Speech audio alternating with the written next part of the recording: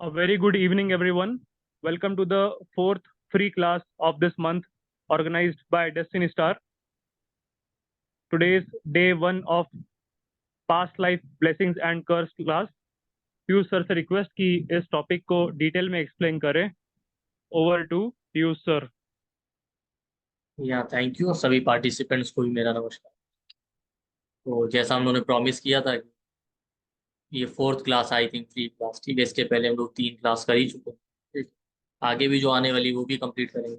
ये 5 डे का पूरा कंप्लीट कोर्स होगा। कंप्लीट का मतलब है कि इतना हम लोग को देना वो हम देंगे कि कैसे आप अपने चार्ट से देख सकते हैं पास्ट लाइफ से क्या ब्लेसिंग है, क्या सफरिंग आप लेकर आए, क्या प्रॉब्लम आ रहा है, ये सब, ठीक। और एज यूजली जैसा हमने कहा, इसका कोई पेड वर्जन इस कोर्स का नहीं है, ठीक है। पहले भी हम लोगों ने कहा था, अभी भी कह रहे हैं। तो इसको ध्यान से सुनिएगा, जो आपको नोट करना है वो नोट करते रहिएगा, ठीक। अब देखिए, बात होती है पास्ट लाइफ। पास्ट में हुआ क्या, ये कोई जाके देख तो सकता नहीं, ठीक है। कि हम आपसे कहते हैं पास्ट में आप ऐसे, मतलब देख सकते हैं वो क्या होता है उसका। पास्ट लाइफ रिग्रेशन थेरेपी, इस तरह की चीजें, या हमारे यहाँ जो ऋषि मुनि थे वो देख सकते थे। अभी आज के टाइम तो ये मुश्किल है कि पास्ट में कोई आपसे कह दे ऐसा हुआ था तो आप मान लीजिए।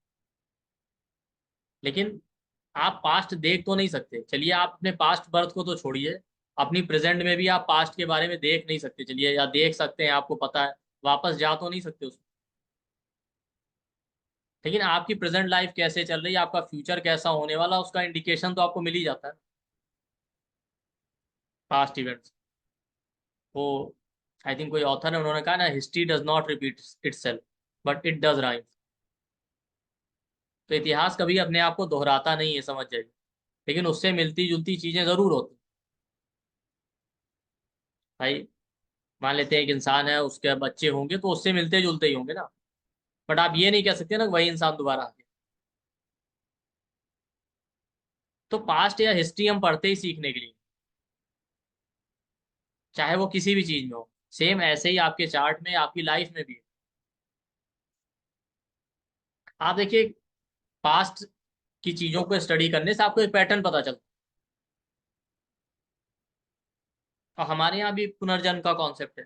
भाई आपके पिछले जन्म के कुछ कर्म नहीं पूरे हुए, अधूरे रह गए, या जो भी रह गया, तभी आपका बर्थ होता है। और आप बहुत सारी फैमिलीज और उसमें देखेंगे साइकिल चलता रहता है उस तरीके का, मिलता जुलता। एक आदमी का मैरिज नहीं हुआ, पता चला फैमिली में बहुतों का नहीं हुआ। दो तीन लोग हैं, दोनों के तीनों का मैरिज नहीं हुआ, एक का मैरिड लाइफ खराब है, बाकी सबका भी खराब है। इस तरह की चीजें आपको मिलेंगी। तो किसी भी चीज में आप हिस्ट्री जरूर पढ़िए। आप देखिए, हिस्ट्री से आपको सीखने को मिलेगा कि हाँ भाई, हो क्या रहा है लाइफ। कोई भी चीज आप देखिए ना, आप चाहे इकोनॉमी को लेके पढ़िए, चाहे एस्ट्रोलॉजी में पढ़िए, चाहे अपनी पर्सनल लाइफ को पढ़िए, वहां सब जगह आपको ये समझ में आएगा। चाहे पॉलिटिक्स में आप देखिए, यही रीजन है हिस्ट्री पढ़ने का। और आपका जो प्रेजेंट होता है और जो फ्यूचर है वो पास्ट पे ही डिपेंडेंट होता है, उससे पूरी तरीके से वो इंडिपेंडेंट नहीं। आप अपने चार्ट में भी ये चीज देखेंगे कि हर एक इवेंट का पास्ट से कोई ना कोई कनेक्शन है। इससे पहले भी वीडियो बनाए हैं, ठीक है, लेकिन अभी आपको समझ में आ जाएगा। चलिए, एस्ट्रोलॉजी से अलग थोड़ी बात है। आप पॉलिटिकल क्राइसिस को लीजिए, आप एक पैटर्न देखेंगे, ठीक है। मैं किसी कंट्री का नाम नहीं लूंगा, ठीक है, कि एक पर्टिकुलर कंट्रीज में जो एक सेक्शन है, ठीक है, उसमें आप देखेंगे इनिशियली जब वो कंट्री बनती है ना, तो बहुत रैपिड डेवलपमेंट होती है, ठीक। लेकिन आप देखेंगे 10 to 15 ईयर्स बाद उस सेक्शन का एक कॉमन पैटर्न है। 15-20 साल तक उनका रैपिड डेवलपमेंट होगा, उसके बाद सडन डाउन। मतलब एक तरीके से वो स्टोन एज में पहुंच जाता है। चलिए, एक के साथ हुआ, दूसरे के साथ हुआ, तीसरे के साथ हुआ, रिपीटेड पैटर्न।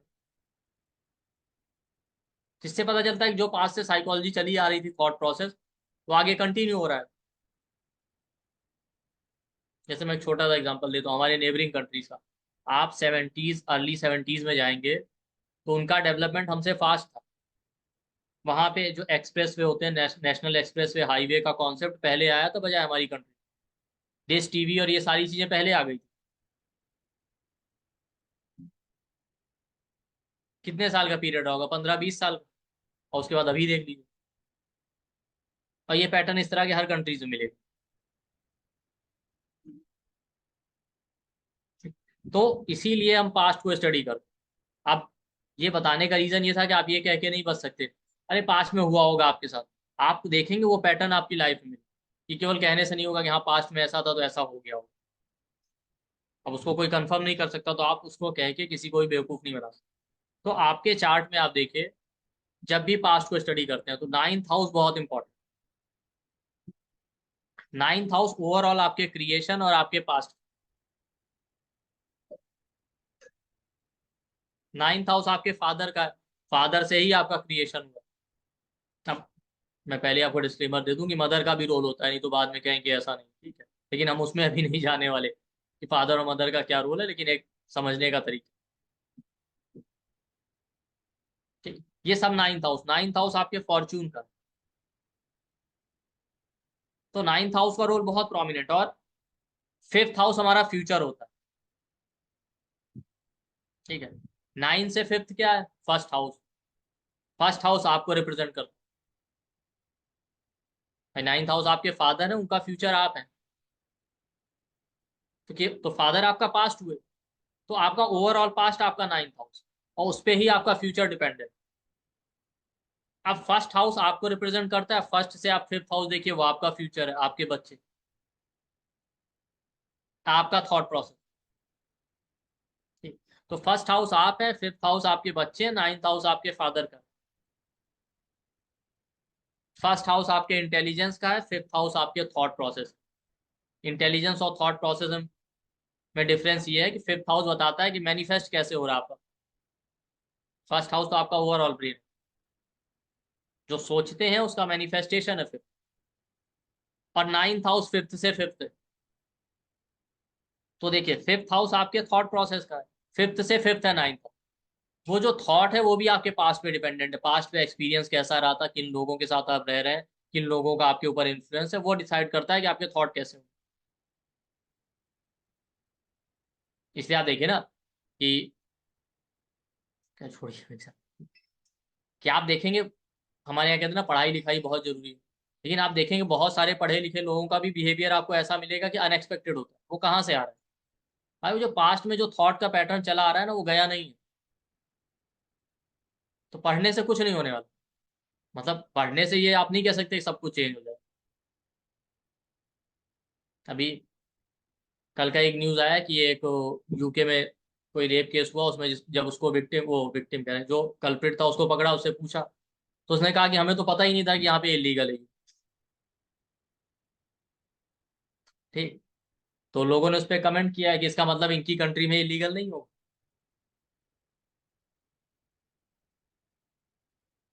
मतलब थॉट प्रोसेस वैसे ही रहते हैं, उनमें चेंज जब तक नहीं आएगा तब तक कुछ नहीं हो सकता।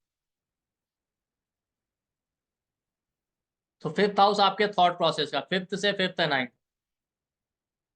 और हर हाउस एक दूसरे से इंटरकनेक्टेड, जैसे हम एक दूसरे के साथ इंटरकनेक्ट।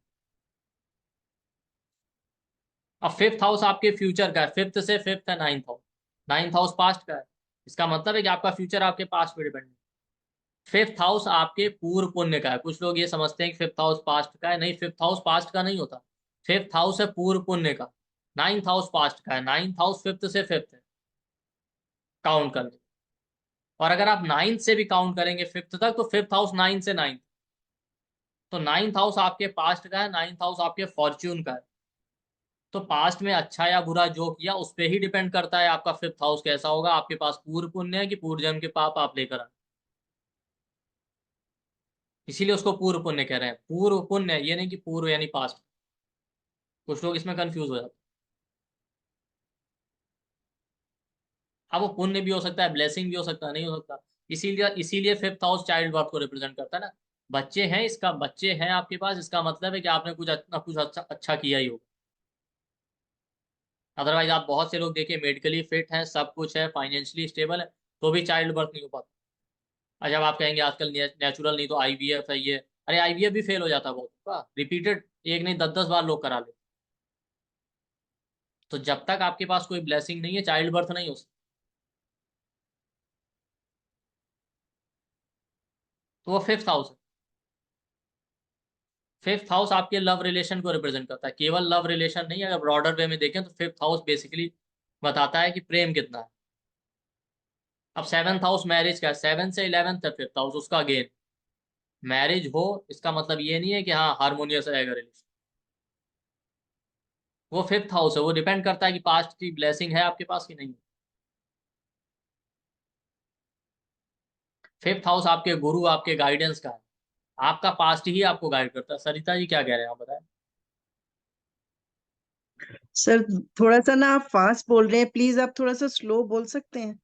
जी हम स्लो ही बोलेंगे, अभी चिंता मत कीजिए, अभी कोई ऐसा टॉपिक आया नहीं था, ठीक। ये तो सिर्फ मैं कॉन्सेप्ट समझ, ठीक। तो नाइन्थ हाउस आपके गुरु का है, गाइडेंस का। तो गुरु और गाइडेंस का, इसीलिए नाइन्थ हाउस पास्ट का ना, पास्ट आपको गाइड ही करता है कि हमने ऐसा किया था, ऐसा नहीं करना है, ऐसा करा करना था, ऐसा कर दिया। आप इमेजिन, आप देखिए ना, नाइन्थ हाउस फादर का है, फादर हमेशा कुछ ना कुछ समझाते हैं। एक टिपिकल जो मतलब बिहेवियर होता है हर फादर का, वो तो कॉमन होता है।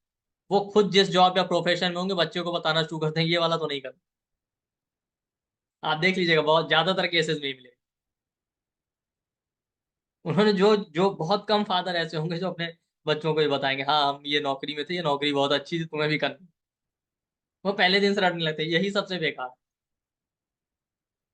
9,000।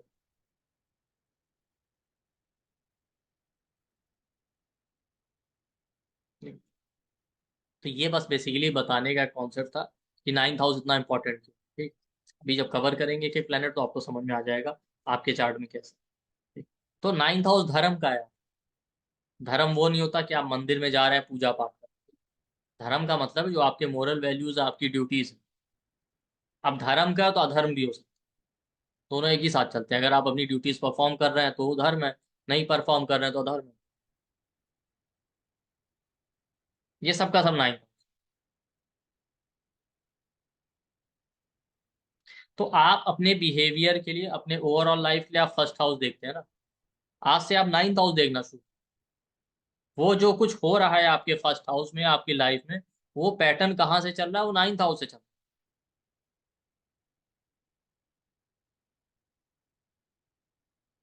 तब आपको समझ में आएगा कि हमारी लाइफ में ऐसा हो क्यों रहा है,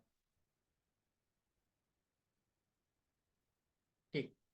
ज्यादातर केस में आप देखेंगे 159 जो ट्राइन के हाउस है, त्रिकोण, ठीक है, उसमें इसीलिए आप देखिए जब भी मेलेफिक होंगे ना, प्रॉब्लम आपके पास नहीं आती, आप खुद प्रॉब्लम के पास चल के चले जाते हैं। आपको खुद ही ये लग रहा होता है कि अरे हमारी लाइफ में दुख कम कैसे, थोड़ा बढ़ाना चाहिए।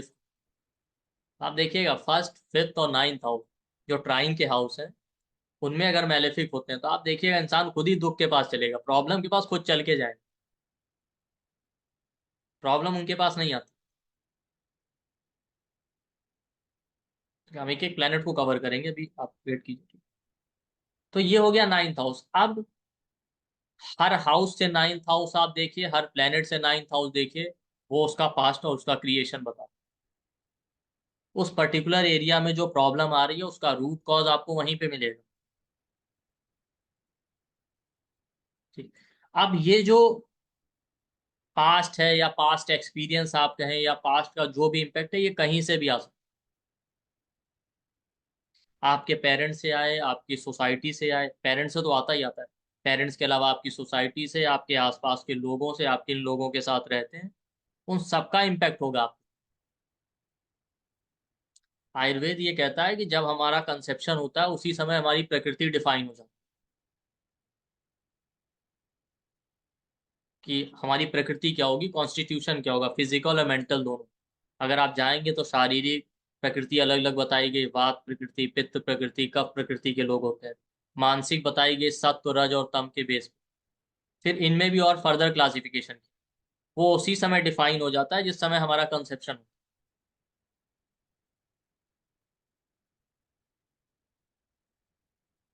तो वो हमारे पेरेंट्स से ही हमारे अंदर आया।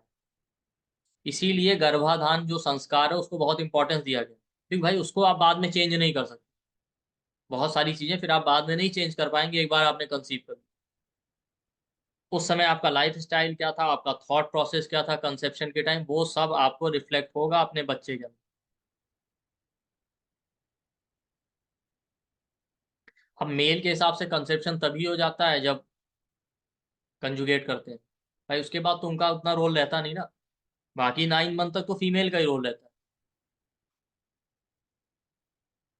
इसलिए जब आप गर्भाधान में जाएंगे ना, तो बहुत सारी चीजें आपको, डाइट, आपका लाइफ स्टाइल, आपके थॉट प्रोसेस के बारे में बहुत कुछ दिया हुआ। और यहाँ तक लिखा हुआ है कंसीव करने से पहले कुछ टाइम तक आप ब्रह्मचर्य का पालन, वो इसीलिए लिखा हुआ है। आप आयुर्वेद का टेक्स्ट कोई भी उठा के पढ़ सकते हैं, चरक संहिता, सुश्रुत संहिता, उन सब में आपको ये चीज मिल जाएगी।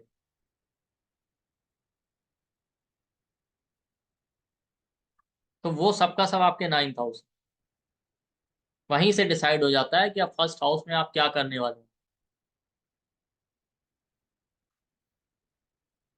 और उसके बाद 9th हाउस आपके फादर का तो है, फिर उनके साथ ही आप ग्रो अप होते हैं, उनको देख देख के उनका जो है उसका इम्पैक्ट आता है वो अलग। तो अब आप 9th हाउस में जो भी प्लेनेट आ जाए, प्लेनेट है तो प्लेनेट को इंपॉर्टेंस दीजिएगा, नहीं प्लेनेट है तो फिर उसकी लॉर्डशिप देखिए, वो बताएगा पास्ट एक्सपीरियंस या पास्ट लाइफ आपका कैसा था, और बर्थ के बाद आपके पेरेंट्स से क्या एक्सपीरियंस आपको मिले, और उसके बेस पे ही आप देखिएगा आपका बिहेवियर होगा, और आप अपनी लाइफ में देखेंगे क्या प्रॉब्लम आ रहा है क्या नहीं है, उसका रूट कॉज वही होगा। अब इसमें भी मैं आपको एक बहुत स्नैपशॉट बताता हूँ।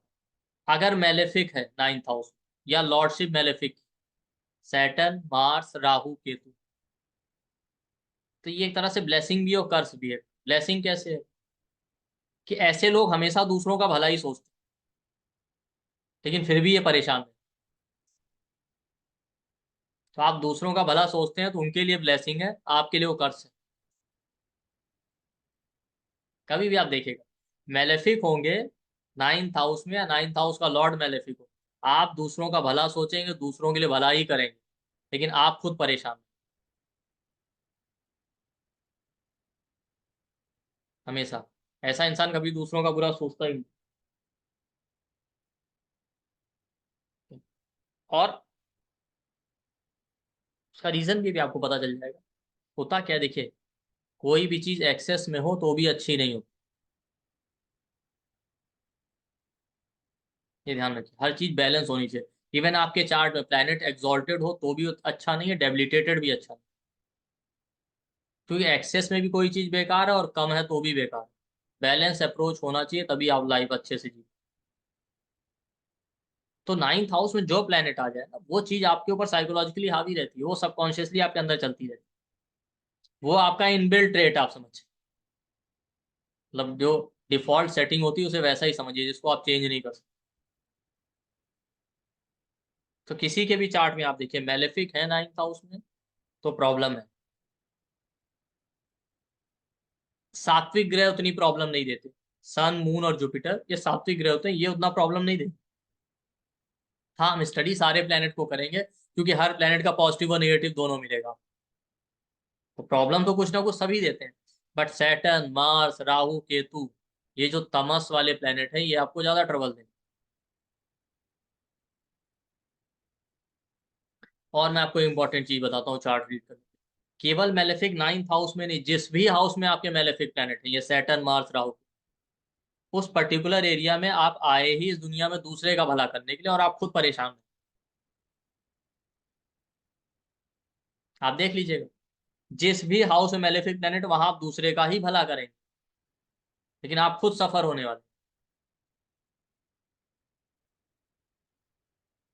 इसीलिए आप देखिए सैटर्न फर्स्ट हाउस वाले अच्छे डॉक्टर बनते हैं,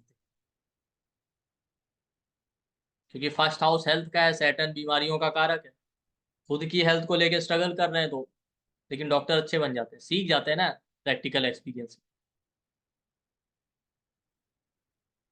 तो ये किसी भी हाउस में डिक्टम काम। 7th हाउस में मेलेफिक है, खुद की मैरिड लाइफ खराब है, दूसरों की सुधारते रहेंगे, दूसरों को गाइडेंस देते रहेंगे। बात वो आप सिंपल से समझिए कि जहां आपको प्रॉब्लम आ जाए, जहां आप फेल हो जाए सब, वहीं पे आप टीचर बन जाते हैं। जो आदमी कुछ नहीं कर पाता वो ज्ञान दे लेता है दूसरों को। अक्सर लोग कहते हैं ना कि अपना तो कर नहीं पाए, दूसरों को सलाह दे रहे हैं। अरे तो जो नहीं कर पाता वही सलाह देगा, जो करने वाला होगा वो थोड़ी जाएगा देने, वो फिर अपने काम में बिजी होगा।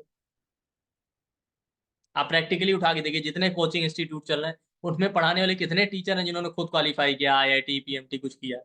अरे इक्का दुक्का मिल जाएंगे, मुझे लगता है 1-2% होंगे, वरना ज्यादातर का तो आप देखिए रोज ही आता है कि इन्होंने खुद तो क्वालिफाई नहीं किया। अरे भाई क्वालिफाई कर जाते तो पढ़ाने थोड़ी। तो ठीक वैसे ही मैलेफिक है, मैलेफिक जिस हाउस में बैठेंगे वो एरिया आपकी लाइफ में खराब होगा, दूसरों का आप भला करते रहेंगे। मतलब ये प्रैक्टिकल चार्ट रीडिंग में आप अप्लाई करके, आपके 7th हाउस में मैलेफिक है, मैरिड लाइफ खराब है, दूसरों की सुधार रहे हैं, दूसरों को ज्ञान दे रहे हैं, और दूसरों का भला हो भी जाता है। और आपके दुख का कारण भी यही होता है, जिस हाउस में मैलेफिक होता है, कि अरे हमारे साथ वो आदमी था, उसकी तो लाइफ इंप्रूव कर गई, वो तो आगे बढ़ गया, हम उसी में फंसे हुए। आपके 10th हाउस में मैलेफिक, आप खुद करियर में परेशान है, आपके साथ वाले आगे बढ़ते जा, आपसे एडवाइस लेके, आपसे गाइडेंस लेके। क्यों? क्योंकि अब देखिए ना, 6th हाउस क्या होता है, 9 से 10th है, इसीलिए 6th हाउस को लोग पेंडिंग कर्मा के लिए देखते हैं। 9th हाउस आपके पास्ट का है, उसका कर्म है 6th हाउस। 10th हाउस कर्मों का है, 9th हाउस पास्ट का है, 9 से 10th है 6th। तो वही 6th हाउस आपके षड्रिपु बताता है, ईर्ष्या, जलन, अहंकार, सब कुछ। तो ये प्लेनेट भी अपने आप में कोई ना कोई एक नेगेटिव ट्रेड तो कैरी करते ही, उसकी वजह से फिर ही आपको दुख देते हैं। जैसे मार्स है तो क्रोध की वजह से, एंगर की वजह से, ठीक है। मार्स के ऊपर पूरा एक डिटेल वीडियो है, मैंने आज अपलोड किया, आप लोग देखिएगा उसको। मैंने डिटेल में 12 हाउस सारे कवर। सैटर्न है, आप देखिए, आप दुखी हो रहे हैं, दूसरों का हेल्प कर रहे हैं, सबको हेल्प कर रहे हैं, लोग आगे बढ़ गए, फिर कुछ टाइम बाद आपको जलन होगी, फील होगा कि अरे सब तो आगे बढ़ जाते हैं, हमारा ही प्रोग्रेस नहीं हो पाता।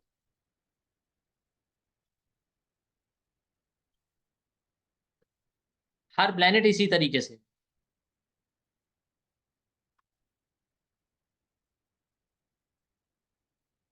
ठीक है?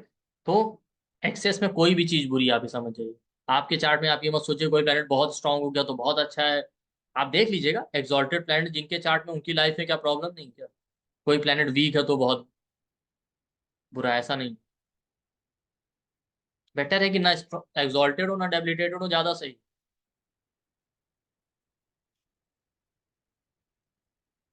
भाई आपको प्यास लगती, पानी पीने के लिए चाहिए, आपको पानी में डुबो दिया जाए, फिर क्या करें?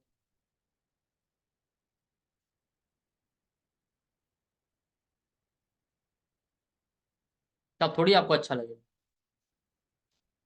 अभी रिसेंट में मैं एक स्टोरी पढ़ रहा था, देखिए जो लोग जैसे क्रिमिनल्स को पकड़ लेते हैं ना, तो टॉर्चर का ये भी एक तरीका होता है, वो मारते नहीं, वो क्या करते हैं, बस फेस के ऊपर पानी डालते हैं कंटिन्यूसली, तो आपके अंदर ऑक्सीजन डेफिशिएंसी हो जाएगा, तो ब्रेन ऐसे ही काम करना बंद कर देगा। अभी रिसेंट में कोई यूएसए का कोई सिटीजन था, जब वो आई थिंक नॉर्थ कोरिया गया तो उसके साथ यही हुआ था। बाद में जब वो वापस आया तो उन्होंने देखा इनके ऊपर तो कोई ऐसा टॉर्चर हुआ ही नहीं था फिजिकल, ना कोई इंजरी ना कुछ, तभी वो कोमा में चला गया। क्या बता रहा है भाई, पानी आपको पीने के लिए चाहिए, अब लगातार आपके ऊपर आ रहा है तो वो भी आप टॉलरेट नहीं कर पा रहे हैं। अरे आप थोड़ी देर शावर के नीचे खड़े हो जाइए, कंटिन्यूसली आपके फेस से पानी आता रहे, आप मुश्किल से 2-4-5 सेकंड के बाद आप नहीं टॉलरेट कर। तो जितने प्लेनेट हो उनको प्रैक्टिकली देखिए, आपकी लाइफ में जो चीजें हो रही है उनसे रिलेट करके देखिए, आपको समझ आ जाएगा। चलिए, सत्संग हो गया, अब बात करते हैं कि 9th हाउस में अगर अलग अलग प्लेनेट हो तो क्या रिजल्ट। 9th हाउस में अगर सैटर्न आ जाए, अच्छा हाँ, यही मैं कह रहा था कि हर हाउस से आप 9th हाउस चेक कीजिएगा। हम इस प्लेनेट को देखेंगे 9th हाउस में लगन से, ठीक। आप देखेंगे सेम यही प्लेनेट जिस भी प्लेनेट से 9th हाउस में बैठे हों, वहां पे आपको ट्रबल देंगे, स्पेशली मैलेफिक। जैसे वीनस आपकी मैरिज का कारण, वीनस से 9th हाउस में जो प्लेनेट बैठा होगा वो बताएगा कि आपको कैसा रिलेशन, कैसा पार्टनरशिप। और अगर वहां मैलेफिक प्लेनेट है तो आप देखिए रिलेशन या मैरिज होने में आपको प्रॉब्लम जरूर आए। अगर मैलेफिक हैं और वो भी कम से कम 2 मैलेफिक, तो आप देखिएगा डेफिनेटली आपको ट्रबल आएगा, मैरिज होने में भी और मैरिज होने के बाद भी कई बार इन लोगों को चैलेंजेस फेस करने। तो जो जो हम लगन से 9th हाउस में कंटिन्यू वो कवर करेंगे, वो आप हर हाउस से और हर प्लेनेट से 9th में देख सकते क्योंकि 9th हाउस फॉर्च्यून होता है, तो हर प्लेनेट से 9th हाउस उसका पास्ट और उसका फॉर्च्यून बताता है कि आपका फॉर्च्यून इस पे डिपेंडेंट है।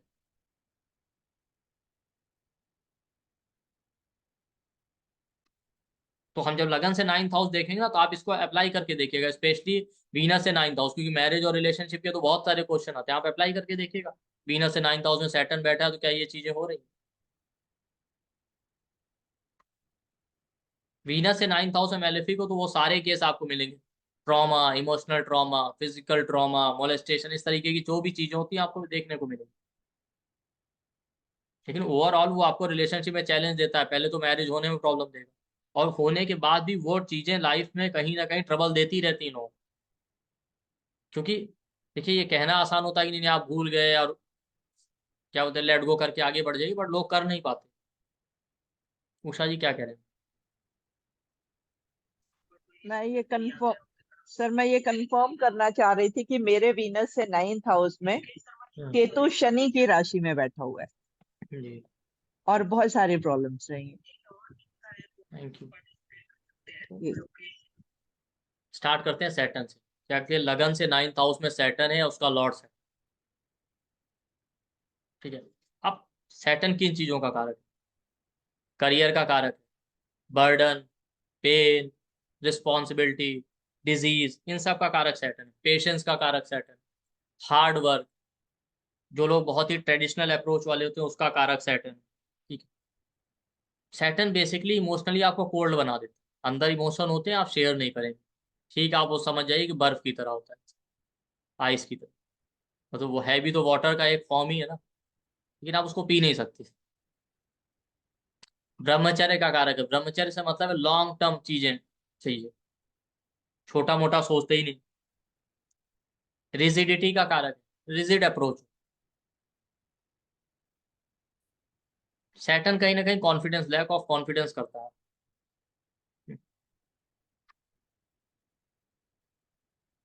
तो ये सैटर्न। अब देखिए, सैटर्न अगर लगन से 9th हाउस में है या उसका लॉर्ड,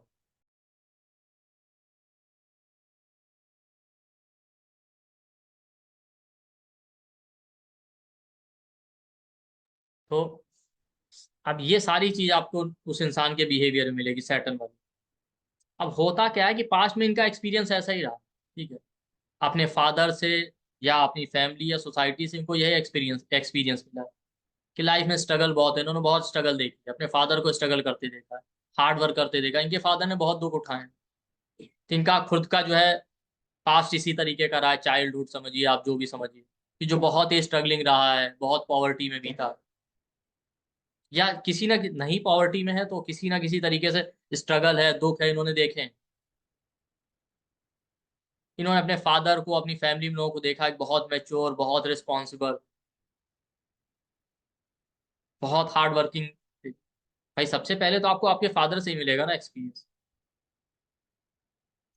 लेकिन बाकी फैमिली या आसपास के लोग भी इनके ऐसे ही होंगे, बहुत ज्यादा इनके, इन्होंने देखा कि रिस्पॉन्सिबिलिटी या रिस्पॉन्सिबल होना बहुत इंपॉर्टेंट है। करियर एक इंपॉर्टेंट पार्ट है, करियर कहें या काम करना,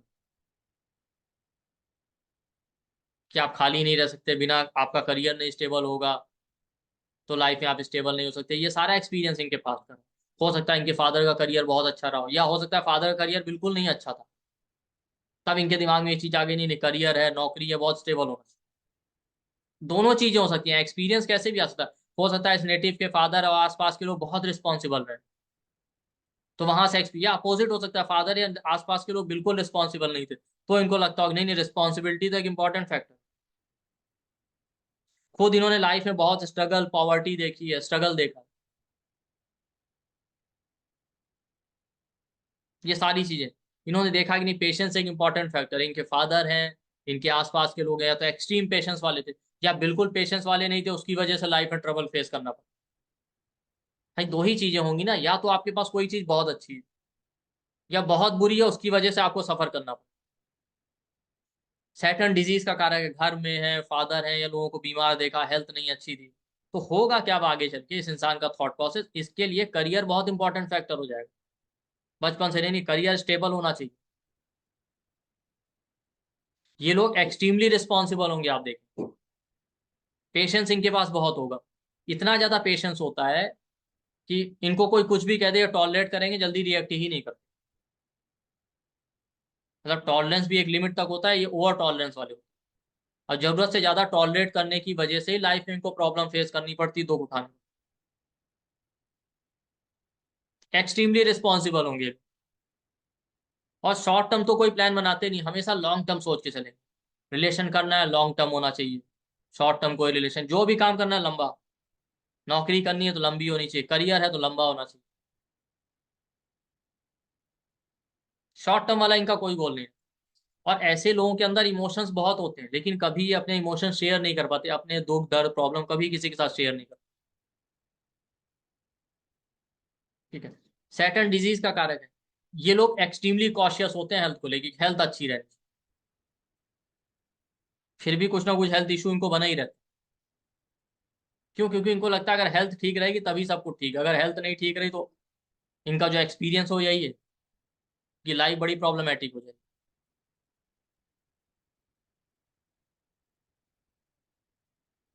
ठीक। और कहीं ना कहीं रिजिड होते हैं थोड़ा अप्रोच।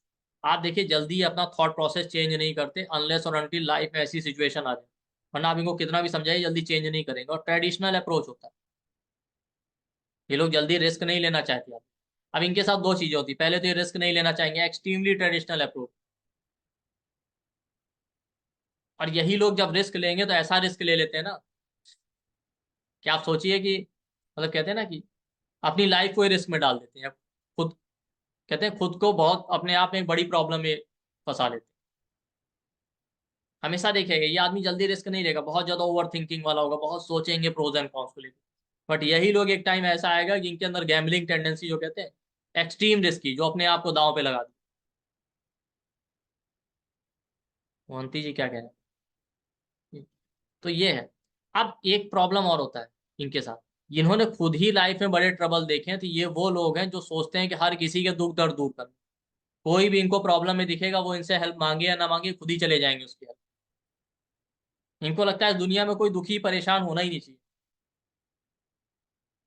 लोग इनके पास भले हेल्प मांगने नहीं आते, ये खुद चले जाते हैं। उसकी वजह से क्या होता है कि लोग इनको फॉर ग्रांटेड लेते हैं, कोई अप्रिसिएशन या क्रेडिट नहीं मिलता। और दूसरों की हेल्प करते करते ना इनका खुद का प्रोग्रेस डिले होने लगता है। नाइन्थ हाउस फॉर्च्यून का है, वहां बैठे मेलेफिक इसी तरीके से आपको मिस फॉर्च्यून दे। ऐसा कुछ नहीं है कि आप अपना फॉर्च्यून, ऐसा नहीं है कि आप अपना भाग्य बदल नहीं सकते, क्योंकि नाइन से ठीक सामने थर्ड हाउस, थर्ड हाउस आपके एफर्ट का हो। और किसी भी हाउस से सामने वाला हाउस यानी सेवंथ हाउस उसके कंप्लीशन का है, तो बताता है कि आप सही डायरेक्शन में एफर्ट लगाएंगे तो आप अपना भाग्य बदल सकते, नहीं लगाएंगे तो आप दुर्भाग्य की तरफ जाएंगे। तो सैटर्न नाइन्थ हाउस में तो इनके दुर्भाग्य का कारण यही कि ये सोच के आए हैं कि लाइफ में या इस संसार में कोई दुखी नहीं होना चाहिए। यही कारण है कि इनका अपना खुद का प्रोग्रेस डिले होता है। ये वो लोग होंगे, मतलब सैटर्न नाइन्थ हाउस वाले, आप ये समझिए ना, दुख इनके पास खुद चल के आता है, ये नहीं जाता। फिर ये सोचते हैं कि सारे लोग हम ही को मिले क्या ऐसे। आप देखिएगा सैटर्न नाइन्थ हाउस वाले यही कहेंगे कि सारे दुखी परेशान गरीब लोग जितने होते हैं वो सब हमारी लाइफ में मिलने थे क्या, हम ही को मिलते हैं, सब हमारे ही पास आते हैं। एक्चुअली वही इनके पास नहीं आता, ये खुद चले जाते हैं। क्योंकि सबकॉन्शियसली इनका थॉट ही ऐसा होता है, जैसा आपका थॉट होगा वैसे ही लोगों को आप अट्रैक्ट करेंगे। मोहंती जी क्या कह रहे हैं, आप बता ही लीजिए। क्या है, इनको अनम्यूट कीजिए।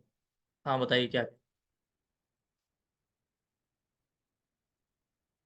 मोहंती जी अनम्यूट कीजिए, अब क्या कह रहे हैं।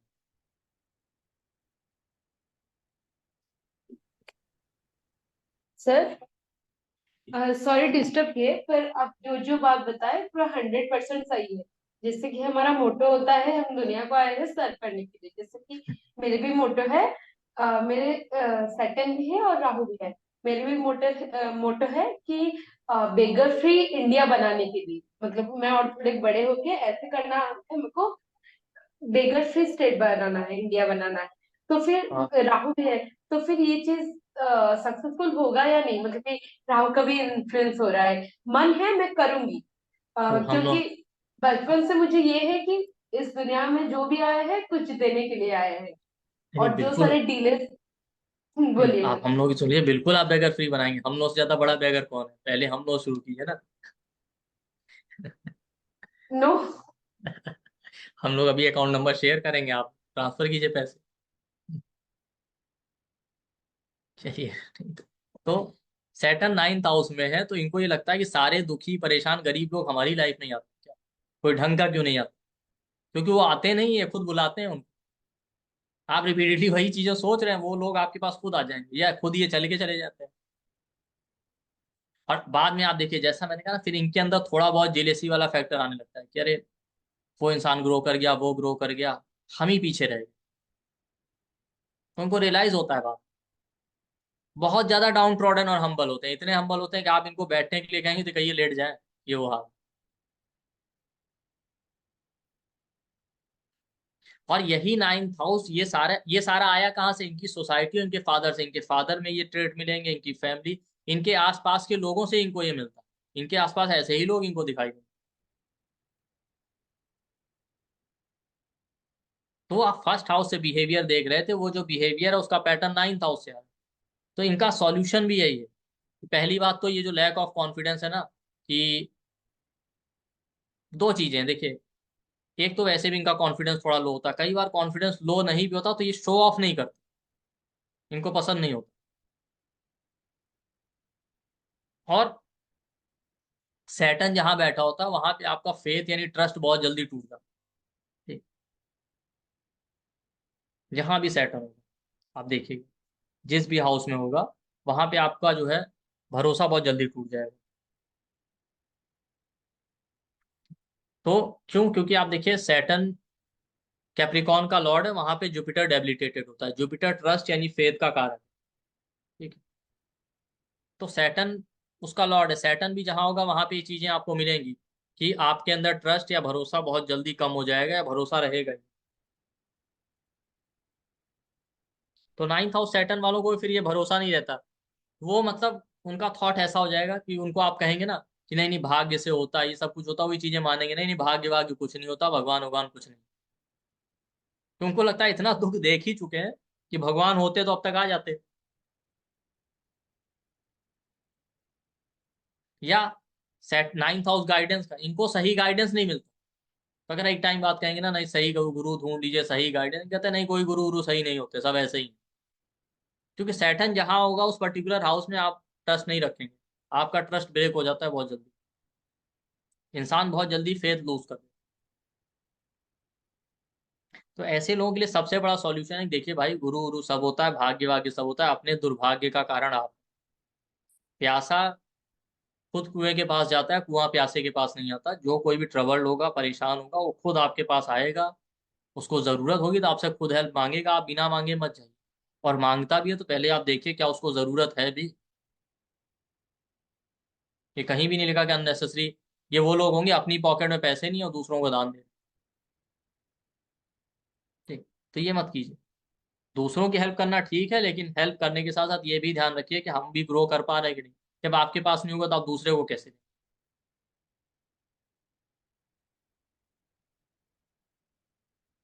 देखिएगा आप, जिसका भी सैटर्न 9th हाउस में या 9th का लॉर्ड है, टॉरस असेंडेंट है, जेमिनाई असेंडेंट है, आप देख लीजिए उनकी सबकी लाइफ की स्टोरी है। हम तो दूसरों के लिए करते रहे, अपना ही पीछे हो। सुखिंदर जी क्या कह रहे हैं। First of all sir, actually her class में मैं हैंड रेज करती हूँ आपको ये कहने के लिए कि आप बहुत अच्छे से समझाते हैं। Sometimes I feel very emotional के फ्री क्लासेस भी आप बहुत अच्छे से लेते हैं। मैं क्लासेस लेती हूँ, मुझे पता है लोग कैसे सिखाते हैं, बट लेकिन आपका अच्छा होता है। सेकंड, जो भी आपने बताया है 9th हाउस में सैटर्न का ये वो सही है। मेरे फादर थे, वो एक्चुअली बहुत हार्ड वर्किंग थे, बहुत ज्यादा। उनको देख देख के मुझे बहुत रिस्पॉन्सिबिलिटी आ गया। और एक्चुअली मैं बहुत रिस्पॉन्सिबल पर्सन हूँ, मैं सबकी हेल्प कर देती हूँ, जहां मुझे लगता है एडवाइस भी दे देती हूँ। लेकिन समटाइम्स आई रिग्रेट ऑल्सो कि सबके चक्कर में ना मेरे काम रह जाते हैं। मैं पीछे हूँ इसीलिए क्योंकि मैं खुद ही चली जाती हूँ। मुझे नहीं जाना चाहिए ऐसे। और अब आपने बोला ना कि पैसा नहीं होगा लेकिन फिर भी जाएंगे।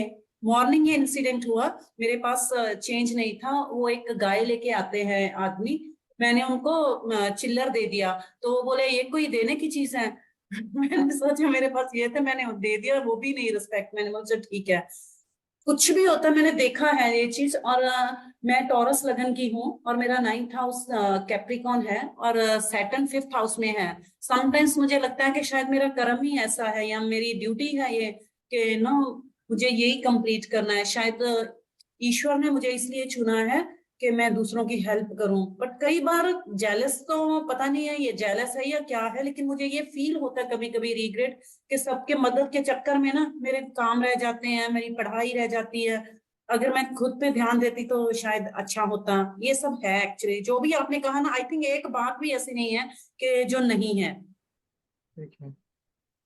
सभी से रिक्वेस्ट कि क्लास का फ्लो ना ब्रेक करे प्लीज, डिफिनेटली हैंड रेस ठीक कर रहे है, हैं आप कोई लोग। बात नहीं। जब कहा जाएगा तो आप लोग हैंड रेस कीजिएगा, ठीक है, अदरवाइज।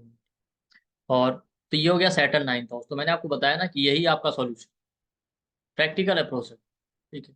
अगर आप ऐसा कोई सॉल्यूशन चाहते हैं 9th हाउस सैटर्न वाले जो है रूबी पहन सकते हैं।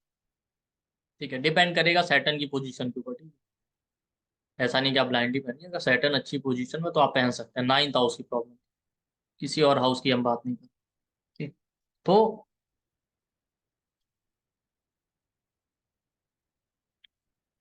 ये हो गया आपका 9th हाउस में सैटर्न है या उसका लॉर्ड है।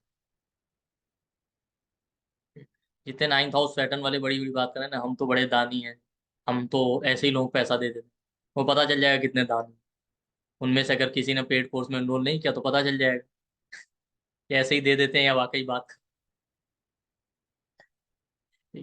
सैटर्न के बाद आ गया मार्स। हम पहले सैटर्न मार्स राहु केतु को कवर करेंगे, उसके बाद वीनस। सैटर्न के बाद सेकंड प्लेनेट आता है आपका मार्स। ठीक है। देखिए 9th हाउस इसलिए भी इंपॉर्टेंट होता है कि आप देखिए, सॉरी, तो सैटर्न के बाद आ गया आपका मार्स। मार्स जो है आपका रिप्रेजेंट करता है फीमेल के चार्ट में। हाँ, मैं ये बताना चाह रहा था, फीमेल के चार्ट में 9th हाउस चाइल्ड बर्थ के लिए भी देखो। मेल के केस में 5th हाउस, फीमेल के केस में 9th हाउस। ज्यादातर लोग आप लोग 5th हाउस ही देखते हैं, फीमेल में 9th हाउस भी देखते हैं। अब आ गया मार्स। मार्स आपके एग्रेशन, पैशन, डोमिनेंस का कारक है। ठीक है। इनिशिएटिव लेना, विल पावर, करेज, ये सारी चीजें मार्स। ठीक है। अब मार्स फ्रीडम को रिप्रेजेंट करता है, इंडिपेंडेंट,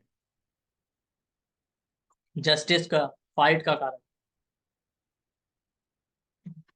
अब देखिए, इससे आप पता कर सकते हैं सैटर्न जब 9th हाउस में 9th का लॉर्ड है, तो अब आप देख सकते हैं पास्ट में आपने लोगों को बहुत दुख दिए होंगे। इस लाइफ में आपको ईश्वर ने यही कर्म दे दिया कि अब आप दूसरों के दुख दूर कीजिए और आप परेशान रहिए। तो जो मैंने आपको इनिशियली कहा था ना कि भाई आप ऐसे ही नहीं कह सकते पास्ट में ऐसा हुआ था तो ऐसा। आप पहले उस पैटर्न को चेक कीजिए, आपको मिलेगा, तब किसी को भरोसा हो। अगर मैं पहली लाइन आपसे ये कह दूंगा अरे पिछले जन्म में आपने लोगों को बहुत दुख दिया, अब देखिए इस जन्म में, तो आप नहीं मानते। अब आपको पता चल गया कैसे वो काम कर रहा है।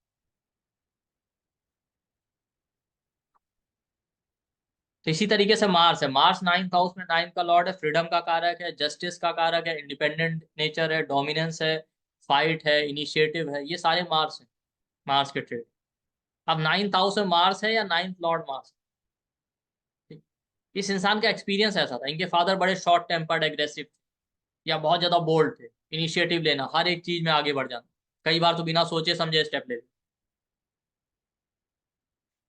एक कॉमन चीज और देखिएगा, हर प्लेनेट के रिगार्डिंग आप कोई ना कोई मिस्टेक करते हैं, उसका रीजन डिफरेंट। सैटर्न है, ज्यादा हम्बल है, इस वजह से मिस्टेक कर। मार्स है, आप देखिएगा मार्स वाले हाउस में आप एग्रेशन की वजह से मिस्टेक। सारे प्लेनेट एक जैसा ही कैरेक्टर रिप्रेजेंट करते हैं, बस उनका तरीका डिफरेंट होता है। जैसे कि एज अ ह्यूमन बींग हम सब एक ही जैसे हैं ना, लेकिन हमें कुछ डिफरेंसेस हैं, कुछ सिमिलरिटीज भी हैं। बेसिक जो है वो तो सेम ही है। तो मार्स है, तो फादर बहुत एग्रेसिव शॉर्ट टेम्पर्ड रहेंगे, वैसा ही इनका एक्सपीरियंस बन गया कि सभी लोग ऐसे हो,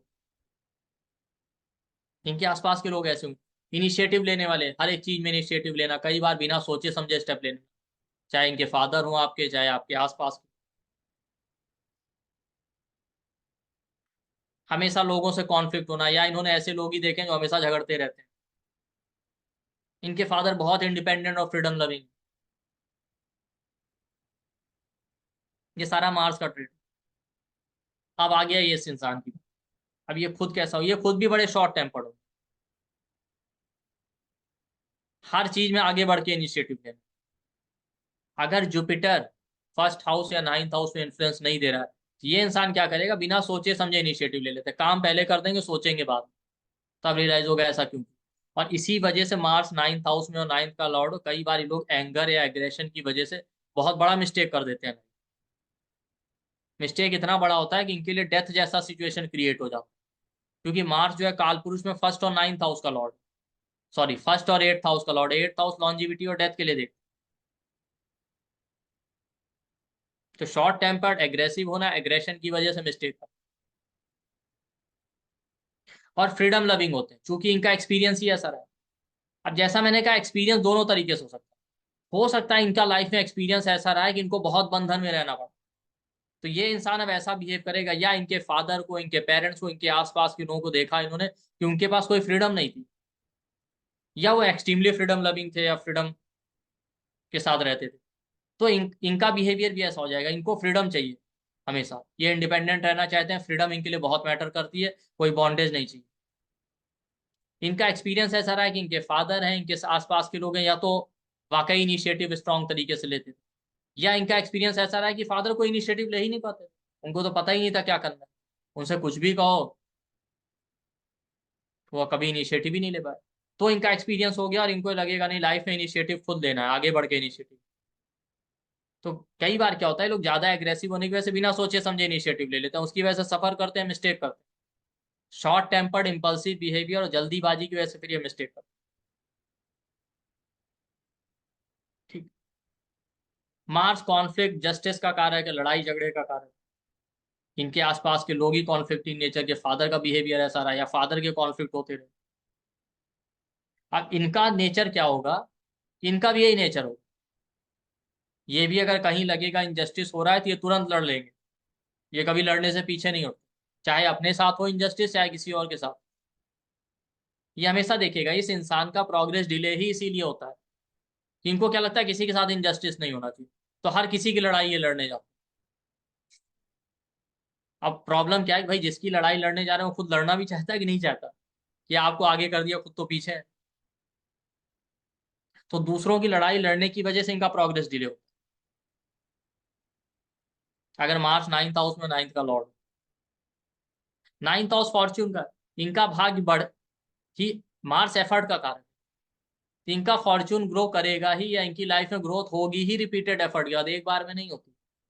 यहाँ मार्स बैठा, वहां को रिपीटेड एफर्ट लगाना, या लगड़ रड़ झगड़ के, आप कह सकते हैं लड़ाई झगड़ा करके ही इनका फॉर्च्यून ग्रो करेगा। इसलिए मार्स नाइन्थ हाउस वाले कई बार अच्छे लॉयर होते हैं, जब लड़ना ही झगड़ना है तो वहां जाके लड़ा जाए जहां पैसा मिलेगा। क्यों? क्योंकि जिसका मार्स नाइन्थ हाउस में या नाइन्थ का लॉर्ड मार्स है ना, पास्ट लाइफ में ऐसे लोगों ने अपने एग्रेशन से, अपने कॉन्फ्लिक्ट, फाइटिंग या लड़ाई झगड़े की वजह से दूसरों को ट्रबल क्रिएट किया, दूसरों को परेशान किया था। इस लाइफ में उनको नाइन्थ हाउस से मार्स मिला है कि भाई अब आप जाइए, दूसरों की लड़ाई लड़िए, इसी तरीके से अपना पिछले जन्म का जो कर्जा है आप पे करें। अब हो क्या रहा है, दूसरों की लड़ाई लड़ने के चक्कर में, दूसरों की जस्टिस के चक्कर में इनका खुद का प्रोग्रेस डिले हो रहा है। अगर नाइन्थ हाउस में मार्स है या नाइन्थ का लॉर्ड मार्स, ठीक। तो ऐसे लोगों के लिए सबसे बड़ा सॉल्यूशन क्या है, भाई दूसरों की लड़ाई लड़िए, अच्छी बात है, लेकिन पहले ये देखिए वो लड़ना चाहता है कि नहीं चाहता, आप ही क्यों बलि का बकरा बन। क्योंकि ऐसे लोगों का फिर इमेज भी ये बन जाता है कि ये इंसान तो हमेशा झगड़ता रहे, अब भले दूसरों के भले के लिए लड़। दूसरा, ऐसे लोगों को सारे सॉल्यूशन करने चाहिए, मेडिटेशन है, प्राणायाम है, ऑयल मसाज कीजिए सिर में, जिससे आपका ब्रेन शांत रहे। एमरल्ड पहन सकते हैं अगर मून का पोजीशन अच्छा है, अगर मून अच्छी पोजीशन में है तो ऐसे लोग एमरल्ड पहन सकते हैं, वो भी इनके लिए काफी बेनिफिशियल है। किसका है मार्स नाइन्थ हाउस में, नाइन्थ हाउस का लोग।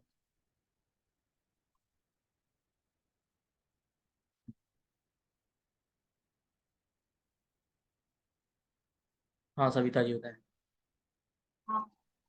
हाँ सर, मेरा है 9,000 में। और आप जो बताएं एकदम बिल्कुल बिल्कुल 100% यही होता है।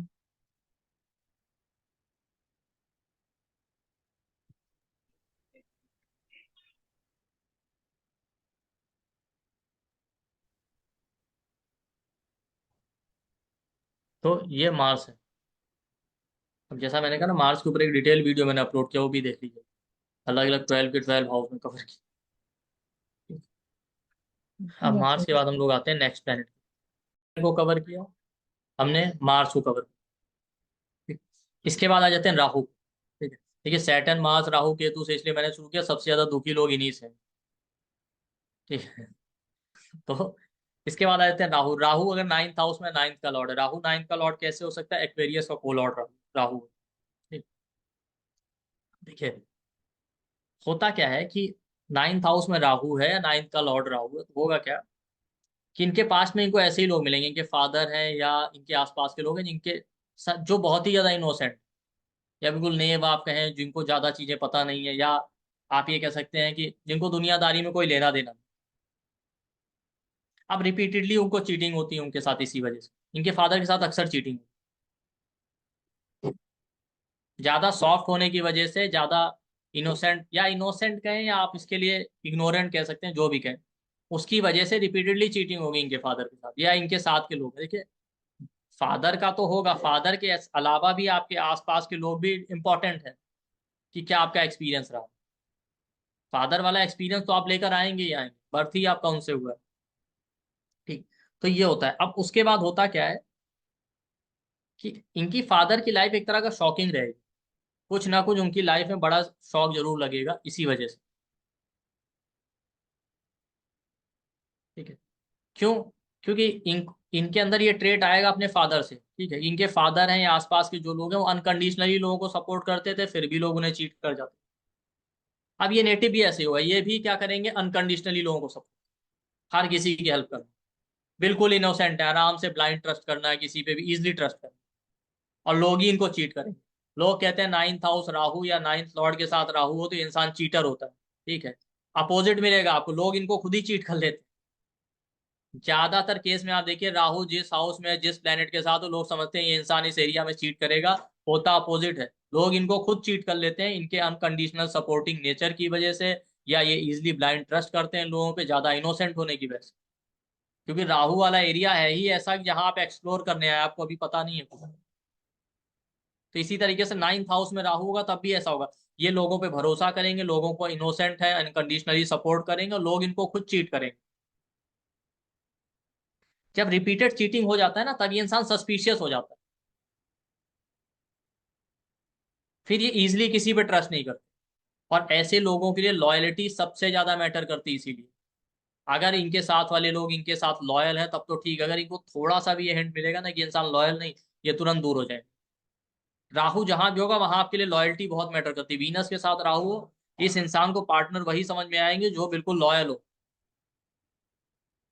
सबसे इंपॉर्टेंट चीज इनके लिए लॉयल्टी है, रिलेशन। तो 9th हाउस राहु वालों के लिए ओवरऑल लाइफ में ये चीजें इंपॉर्टेंट।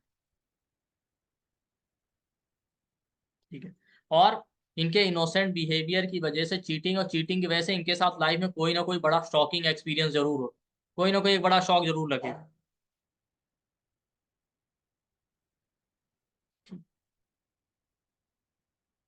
और राहु जहां पे होता है ना, वहां पे एक तरीके से आप पत्थर की तरह हो जाते।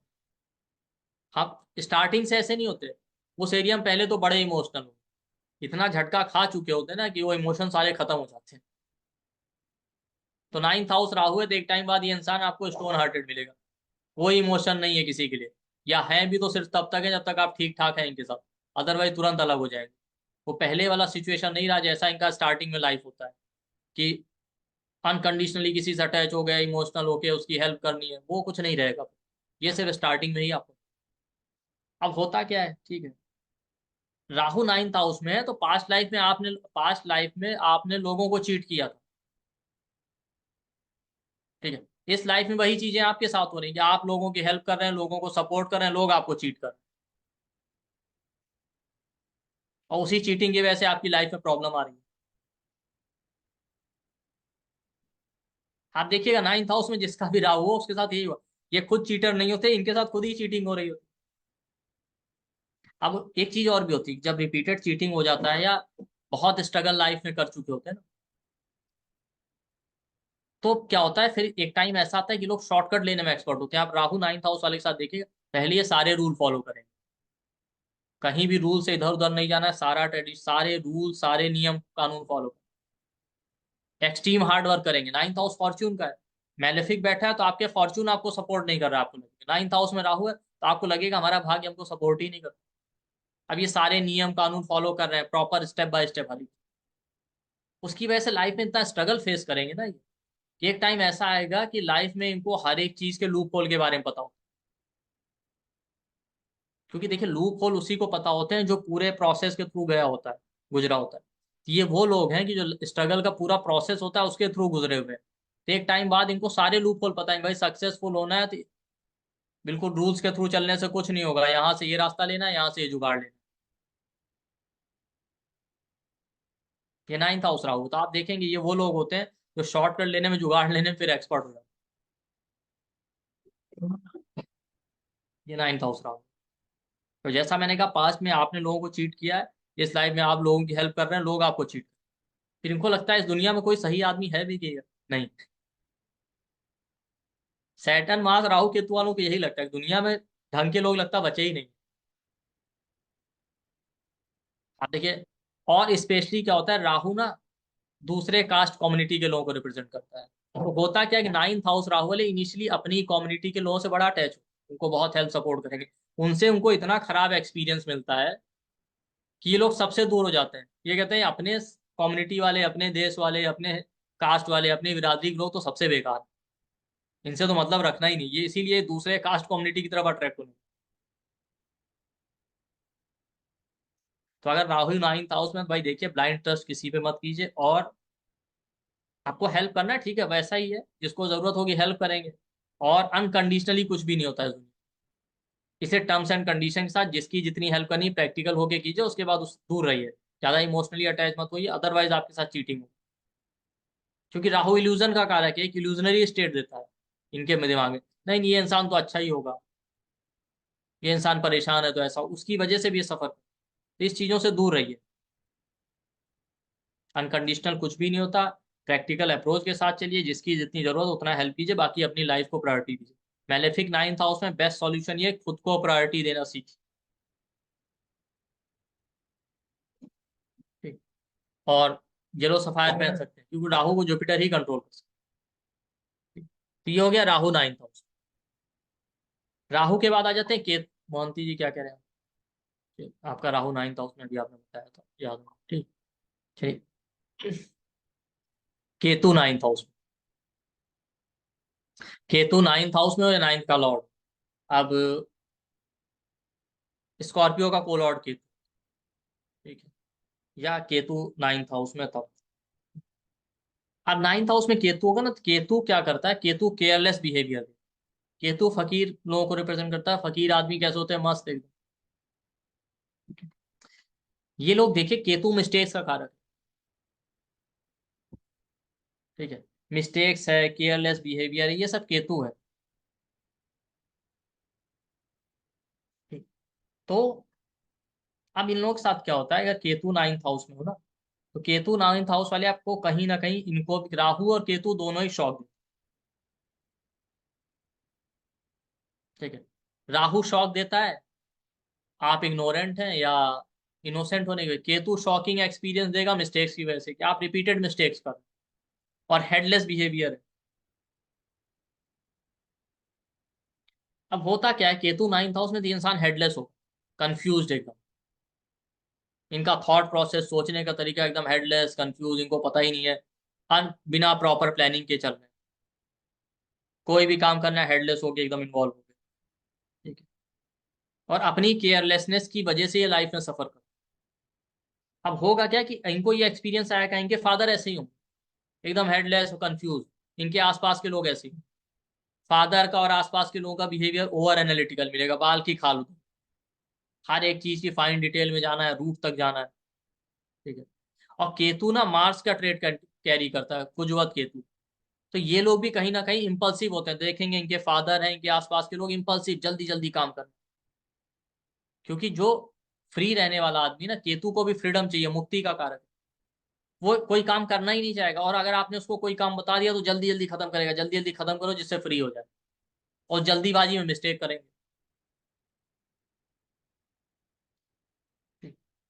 स्पिरिचुअलिटी का भी कारक है।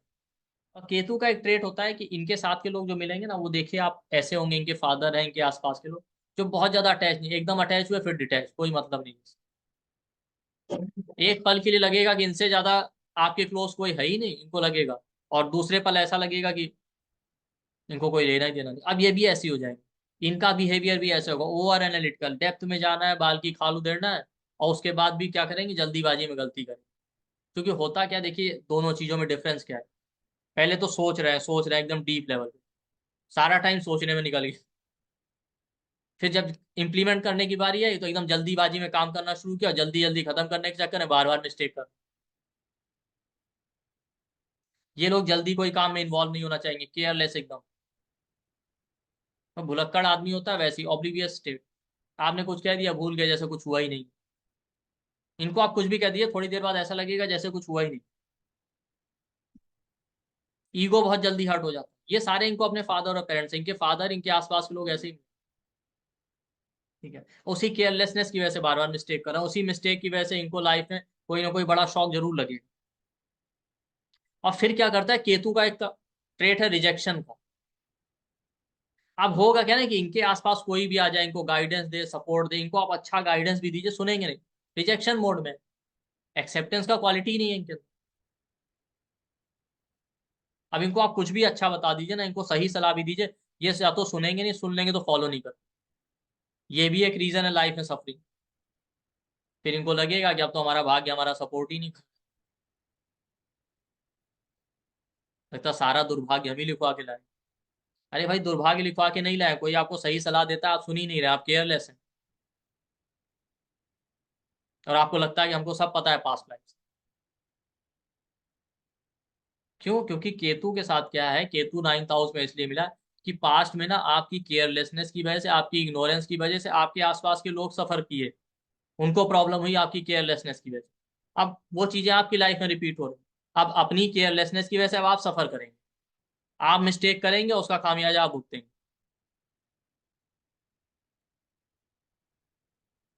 अब ये चीज आप करके आए थे।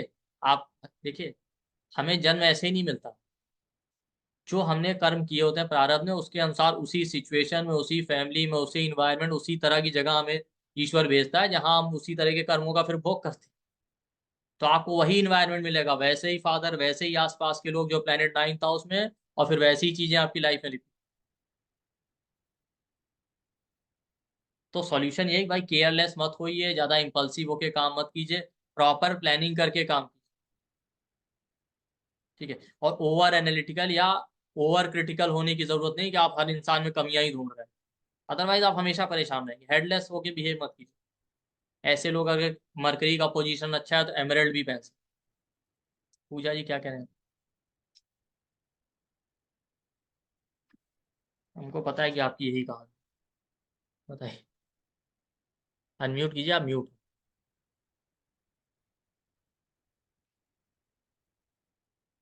आप म्यूट है, अनम्यूट क्या करेंगे। जी? हाँ हाँ सर, क्या है ना, मेरी बड़ी लड़की है ना, तो उसका मार्स 9th हाउस में, और मेरा छोटा लड़का है उसका केतु 9th हाउस में। जो आपने फादर का और आजू बाजू के लोगों का बताया ना, पूरा परफेक्ट देख रहा है। तब जाके एक बात समझ में आई कि वो जो आपने कहा था ना कि मार्स का वो लॉर्ड केतु है, तो हम्म। एकदम एक्यूरेट है प्रिडिक्शन। दोनों का सेम आ गया वही हाउस में, लेकिन अलग अलग प्लेनेट आ गया, एक का मार्स और एक का केतु।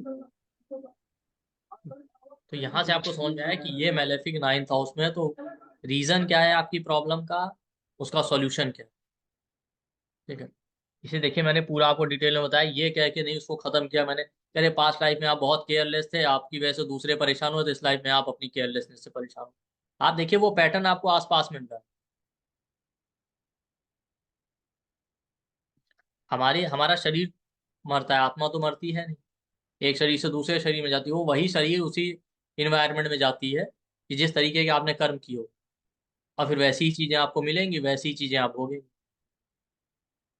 ये कुछ ऐसा नहीं होता कि एक दिन में सडन तरीके से हो गया।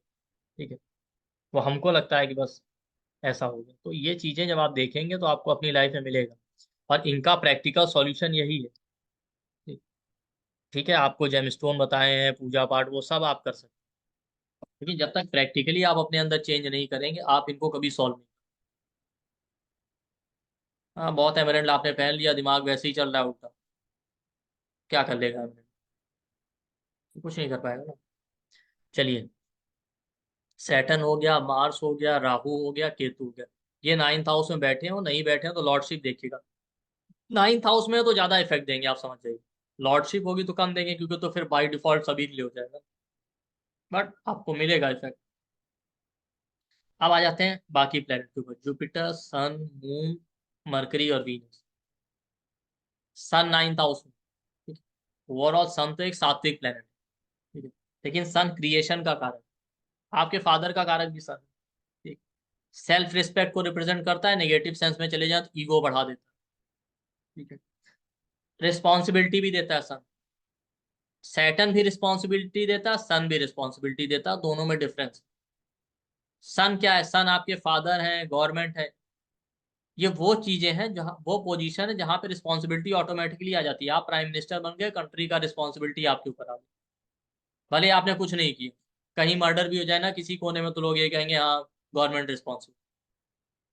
मतलब जो सन वाली, सैटर्न वाली रिस्पॉन्सिबिलिटी तो चलिए आपके ऊपर आ ही रही, क्योंकि आपको करना है या आपके किए कर्म। सन वाली रिस्पॉन्सिबिलिटी में जो आप डायरेक्टली नहीं भी कर रहे हैं तो भी आपके ऊपर आ रही है। कहीं मर्डर हो जाए, चोरी हो जाए, कुछ भी हो जाए, वॉर हो रहा है रशिया यूक्रेन में, महंगाई यहाँ बढ़ गई, लोग कहेंगे गवर्नमेंट रिस्पॉन्सिबल। तो डायरेक्ट इनडायरेक्ट वो रिस्पॉन्सिबिलिटी जो सन है ना, सन की रिस्पॉन्सिबिलिटी ऐसी है जो आपको लेनी पड़ती है। सन सेक्रीफाइस का कारण। सिक्योरिटी, फादर है तो आपको लगता है लाइफ सिक्योर, भले आप फाइनेंशियली बहुत स्ट्रांग है, सब कुछ है, लेकिन आप जिसके फादर नहीं हो तो आप उससे पूछे, उसको हमेशा ये फील आएगा कि लाइफ में सिक्योरिटी नहीं। गवर्नमेंट जॉब है, गवर्नमेंट से रिलेटेड चीजें हैं, ठीक है, अपने कास्ट कम्युनिटी को रिप्रेजेंट। तो अब सन 9th हाउस में हो या 9th का लॉर्ड हो, ठीक है, इन्होंने अपने, इनका एक्सपीरियंस ऐसा रहा, अपने फादर, अपने आसपास के लोगों को देख के, ठीक है, या इनका पास्ट लाइफ ऐसा रहा है कि सेल्फ रिस्पेक्ट इनको लगता है बहुत मैटर करती है, तो बहुत ज्यादा सेल्फ रिस्पेक्टेड थे इनके फादर, इनके आसपास के लोग थे, या वाकई इनको इतना ह्यूमिलिएशन फेस करना पड़ा। भाई सन एफ्लिक्टेड होगा तो बहुत ह्यूमिलिएशन फेस करना पड़ा, तो इनको लगता नहीं लाइफ में सेल्फ रिस्पेक्ट बहुत मैटर, ठीक। या अपोजिट हो सकता है कि लाइफ में इन्होंने देखा कि ईगो बहुत प्रॉब्लमेटिक चीज, ये एक्सपीरियंस रहा, इनके फादर बहुत ईगोइस्टिक थे, इनके आसपास के लोग बहुत ईगोइस्टिक थे। रिस्पॉन्सिबिलिटी, ठीक है, इनके अंदर भी इन्होंने अपने एक्सपीरियंस से, अपने फादर को, अपने आसपास के लोगों को, अपनी फैमिली से वो चीजें देखी हैं कि रिस्पॉन्सिबिलिटी बहुत चीजें, सेक्रीफाइस करना, इनके फादर बहुत सेक्रीफाइसिंग रहे। देखिए दोनों चीजें हो सकती हैं, डिपेंड करेगा प्लेनेट एफ्लिक्टेड है क्या अनएफ्लिक्टेड। फादर या आसपास के लोग बहुत सेक्रीफाइसिंग, या अपोजिट हो सकता है कि बहुत सेल्फिश थे, बिल्कुल सेक्रीफाइस नहीं करते, सिर्फ अपना फायदा देखते,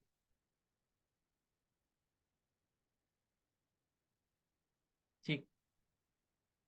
फादर हैं, आसपास फैमिली के लोग, गवर्नमेंट जॉब, इस तरह की चीजों में ना, तो वो चीजें बहुत इनको इन्फ्लुएंस की हुई। अटेंशन चाहिए लाइफ। अब ये भी कैसे हो जाएंगे, इनको लगेगा नहीं लाइफ में सेल्फ रिस्पेक्ट बहुत बड़ी चीज, पैसा हो ना हो सेल्फ रिस्पेक्ट जरूर होनी चाहिए। इनकी लाइफ ऐसी हो जाएगी कि इनको लाइफ में सेक्रीफाइस बहुत करना पड़ेगा, अपनी फैमिली, आसपास साथ के लोगों की, मतलब बाय डिफॉल्ट वो इनकी लाइफ में आ जाएगा, उन्होंने कुछ किया है कि नहीं किया। जैसा मैंने कहा ना, सन क्या गवर्नमेंट है, मिनिस्टर, प्राइम मिनिस्टर सब सन है, करे कोई भी जिम्मेदारी उनकी है। फैमिली में अपने साथ के लोग, अपने बच्चे, हस्बैंड, फादर, बहुत सारे लोगों के लिए इनको सेक्रीफाइस करना,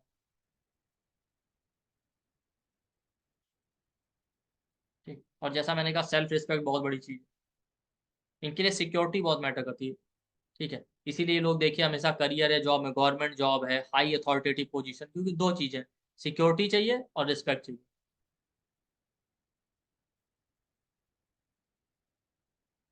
ये वो लोग हैं जैसे राहु वाले, क्या दूसरे कास्ट कम्युनिटी की तरफ ज्यादा जाते हैं, ये अपनी कम्युनिटी कल्चर की तरफ ज्यादा जाएंगे, इनका एक्सपीरियंस दूसरे कास्ट कम्युनिटी के लोगों के साथ बहुत अच्छा नहीं रहेगा।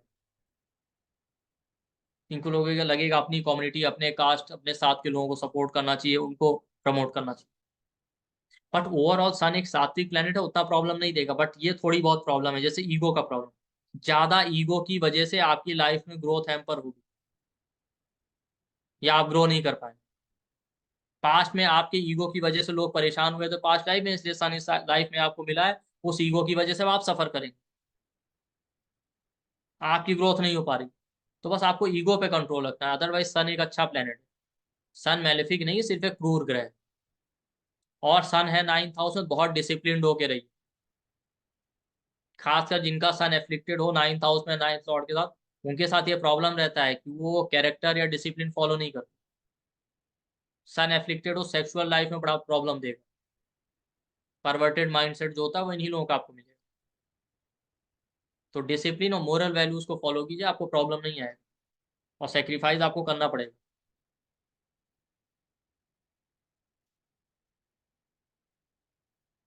बाकी आप सन से रिलेटेड श्री राम जी की पूजा और बाकी सारी चीजें कर सकते हैं। सन है किसी का नाम का,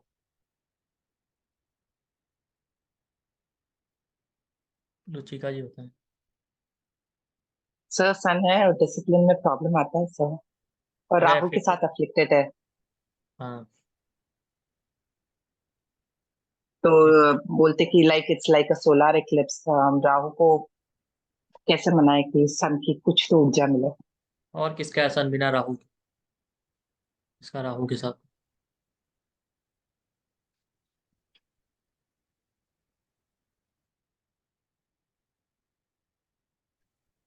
गौरव जी आप बताइए आपका है।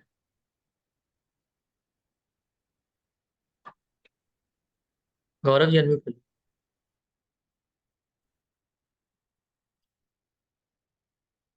आप म्यूट है, चलिए विदित जी आप। ठीक है, अगर आप हैंड रेज कीजिए तुरंत अनम्यूट कीजिए, क्योंकि बाकी भी अभी सारी चीजें कवर करनी है। या मैं आपको पहले ही बता चुका हूँ, हम लोग फ्री क्लास में कोई टाइम वेस्ट बिल्कुल नहीं करना चाहिए। ठीक है, क्या आए।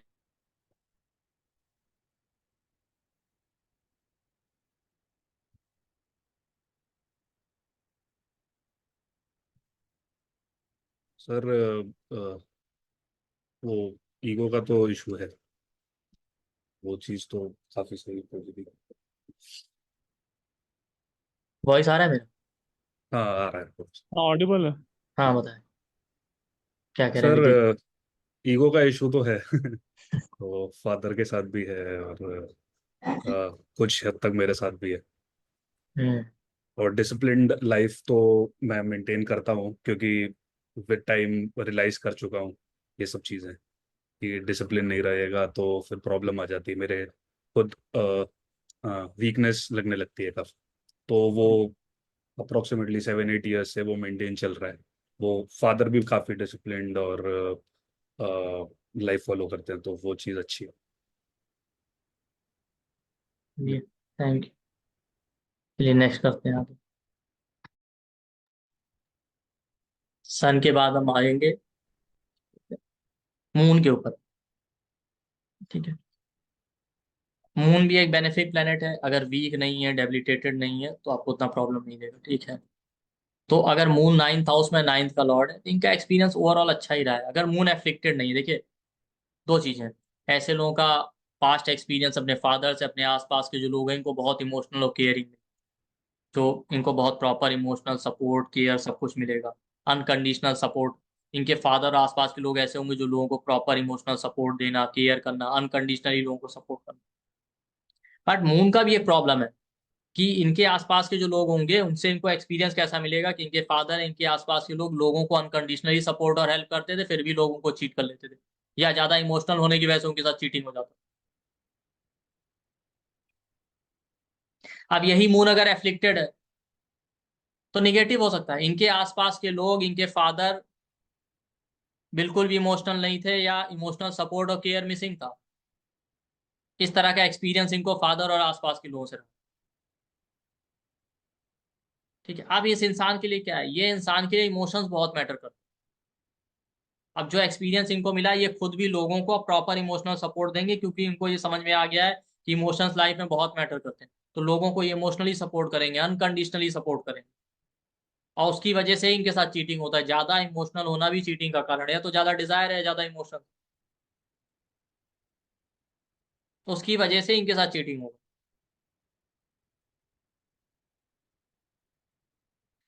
तो ऐसे लोगों को ही चाहिए। ठीक है, अब पास्ट में क्या था, पास्ट में आपने किसी को इमोशनली हर्ट किया, लोगों को प्रॉपर इमोशनल सपोर्ट या केयर नहीं किया, आपने लोगों को इमोशनली हर्ट किया, इसकी वजह से मून आपको इमोशन 9th हाउस से मिल गया। और अगर वो एफ्लिक्टेड नहीं है तब तो ठीक है, और एफ्लिक्टेड है तो इस लाइफ में आपके साथ ऐसा होगा कि आप तो लोगों को इमोशनल सपोर्ट या अनकंडीशनल सपोर्ट दे रहे हैं, लोग आपको फिर भी चीट कर। ओवरऑल मैंने कहा ना, मून और सन अच्छे प्लेनेट है, सात्विक प्लेनेट, उतना प्रॉब्लम नहीं है। तो इसका सॉल्यूशन क्या है? ज्यादा ओवर इमोशनल मत होइए, और जैसा मैंने कहा अनकंडीशनली कुछ नहीं होता है इस दुनिया में। हर चीज आती टर्म्स एंड कंडीशन के साथ।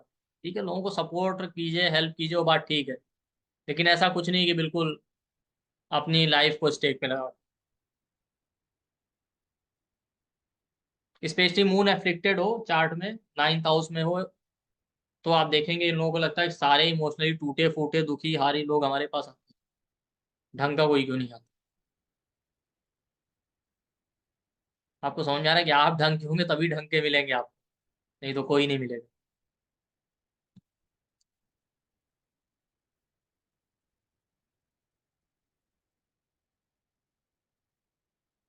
तो सन मून हो गया, सैटर्न मार्स राहु केतु हो गया। दीप्ति जी क्या कहना है? अब आ जाते हैं मरकरी। बताएं क्या कह रहे हैं, आपका नमस्ते वॉइस। सर। नमस्ते।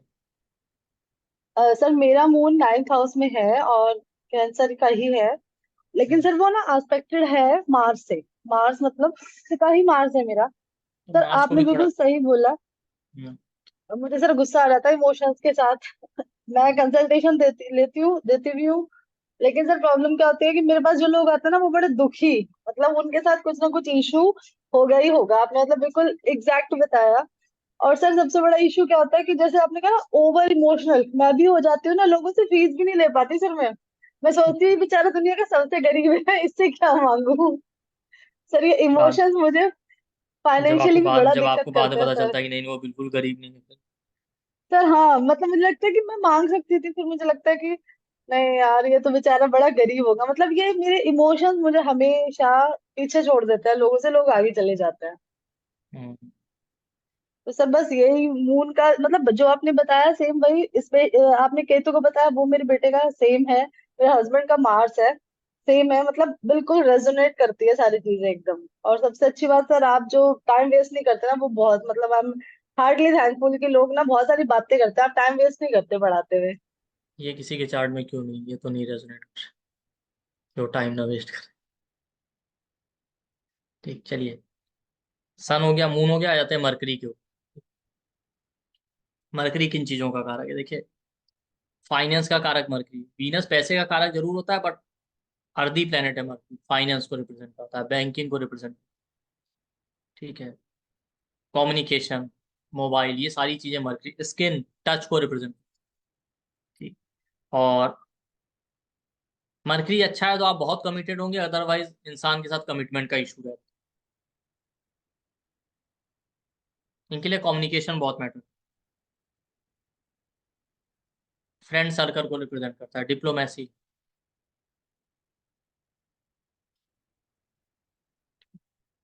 ये सारी चीजें मरकरी। अगर मरकरी 9th हाउस में हो, 9th का लॉर्ड है, तो इन्होंने देखा है कि लाइफ में कम्युनिकेशन कितना इंपॉर्टेंट फैक्टर है। अपने फादर से इनको आया है, अपने आसपास के लोगों से, दोनों चीजें हो सकती हैं। वाकई उनका कम्युनिकेशन स्किल बहुत अच्छा था, अच्छे से लोगों से कनेक्ट होते थे, कम्युनिकेशन इनका अच्छा था इस वजह से। या वही मर्करी अफेक्टेड हो तो इन्होंने देखा है कि कम्युनिकेशन सही ना होने की वजह से, लोगों के बीच में प्रॉपर कम्युनिकेशन ना होने की वजह से बहुत प्रॉब्लम। मर्करी टच को रिप्रेजेंट करता है कि आप एक दूसरे, टच का मतलब क्या है, आप एक दूसरे को कैसा फील करते हैं, कि बिना कहे आप एक दूसरे की बात समझ जाए, ये भी कम्युनिकेशन का है। वो सब मर्करी। फाइनेंस, मर्करी अच्छा है तो उन्होंने देखा फाइनेंशियल सिचुएशन अच्छी थी इनकी लाइफ में, इनके फादर की, आसपास के, वो बहुत इंपॉर्टेंट चीज है इनको लगता है। तो या मर्करी एफ्लिक्टेड है तो उन्होंने देखा फाइनेंशियल सिचुएशन बहुत खराब थी, इनको लगेगा पैसा बहुत इंपॉर्टेंट चीज। कमिटमेंट का इशू होना, उन्होंने कहा अरे फादर कहते हैं, डिप्लोमेटिक बिहेवियर था फादर का, ड्यूअल पर्सनैलिटी, कहते कुछ थे करते कुछ थे। इनके आसपास के लोग इनको ऐसे ही मिले।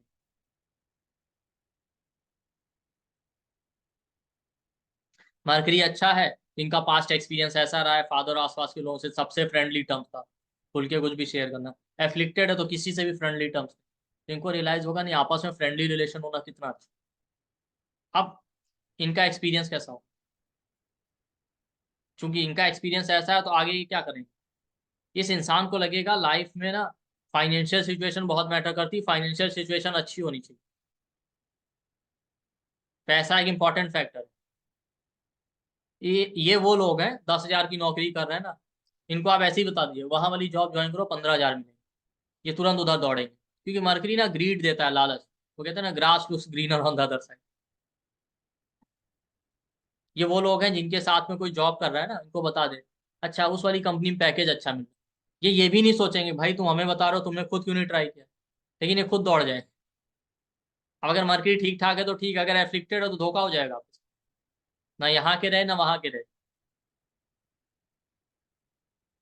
स्पेशली आप देखिए मून से 9th हाउस में वीनस या मरकरी है, उसकी दशा अंतरदशा चलेगी, अच्छी खासी जॉब या करियर में होते हुए भी दूसरी नौकरी ढूंढने लगे, दिमाग में कीड़ा आ जाता है, नहीं नहीं कुछ मजा नहीं आ रहा है या पैसे कम मिल रहे हैं। हमेशा आप देखिएगा 9th हाउस में मरकरी या वीनस है या उसका लॉर्ड है, स्पेशली मून से 9th हाउस, हम अभी तो लगन की बात कर रहे हैं, बट मून से 9th हाउस में अगर है तो आप देखिएगा उसकी दशा अंतरदशा चली, आप नौकरी ढूंढने लगे ठीक ठाक चलते हुए भी बिना प्रॉब्लम। तो ये वो लोग होते हैं, ऐसा मैंने कहा ना कि लगन से 9th हाउस में मरकरी है, उसका लॉर्ड मरकरी, पैसा बहुत मैटर करता है, इसे हमेशा पैसे की तरफ जाए। कम्युनिकेशन अच्छा होना चाहिए, इनको लगता है कि सबके साथ कम्युनिकेशन अच्छा होना चाहिए, अच्छे से हम कम्युनिकेट करें, अगर कम्युनिकेट नहीं कर पा रहे हैं तो प्रॉब्लम आएगा। बाकी लोगों को लेके भी इनका यही रहेगा कि भाई कम्युनिकेशन अच्छा होना चाहिए, जो कहना है आप सीधे तरीके से। मार्केट डिप्लोमेसी का कार्य है, पास्ट में इनका एक्सपीरियंस ऐसा रहा है कि इन्होंने अपने आसपास के लोगों को देखा कि डिप्लोमेटिक होकर रहते थे, इसीलिए लाइफ में आगे बढ़ पाए। तो इस इंसान को ही पता है कि ये सबके साथ डिप्लोमेटिकली बिहेव करेगा। या अपोजिट हो सकता है, इन्होंने देखा मेरे फादर आसपास के लोग बड़े स्ट्रेट फॉरवर्ड थे तो लाइफ में बहुत स्ट्रगल करना पड़ा, तो उनको देख के इन्होंने सीख लिया कि नहीं स्ट्रेट फॉरवर्ड नहीं होना, डिप्लोमेटिकली बिहेव करना, जहां जैसी सिचुएशन है वैसा। और मर्करी पीपल्स प्लीजर, इन्होंने अपने पास्ट एक्सपीरियंस से सीख लिया कि सबको खुश रखो, लेकिन सबको खुश रखते हुए अपना फायदा देखना है। मर्करी बिजनेसमैन नैरो माइंडेड होते हैं और बहुत ज्यादा कैलकुलेटिव, हर एक चीज का हिसाब किताब रखते हैं। ये सारा इनको अपने आसपास और फादर और अपने पास्ट साथ के लोगों से आया। तो ये इंसान आप देखिए बहुत कैलकुलेटिव होगा, कम्युनिकेशन इनके लिए बहुत मैटर करता है, लेकिन कहीं ना कहीं सेल्फिश होंगे और डिप्लोमेटिकली बिहेव करेंगे, कहेंगे कुछ करेंगे कुछ। आप ये मत समझिए कि इन्होंने कहा है ना कि हम इस रास्ते से जाएंगे तो ये आपको उसी रास्ते से जाते हुए मिलेंगे, क्या वो है गए इधर से वापस है उधर से, उस तरीके का भी। और ये लोग बहुत ज्यादा इमोशनली कनेक्टेड नहीं होते, क्योंकि आप देखिए मर्करी फ्रेंड को रिप्रेजेंट, फ्रेंडशिप होना और रिलेशनशिप होना दोनों में डिफरेंस होता है। आप रिलेशनशिप में इमोशनली इन्वॉल्व होते हैं, फ्रेंडशिप में नहीं होते, इसलिए मर्करी 7th हाउस में मैरिज के लिए अच्छा नहीं माना जाता।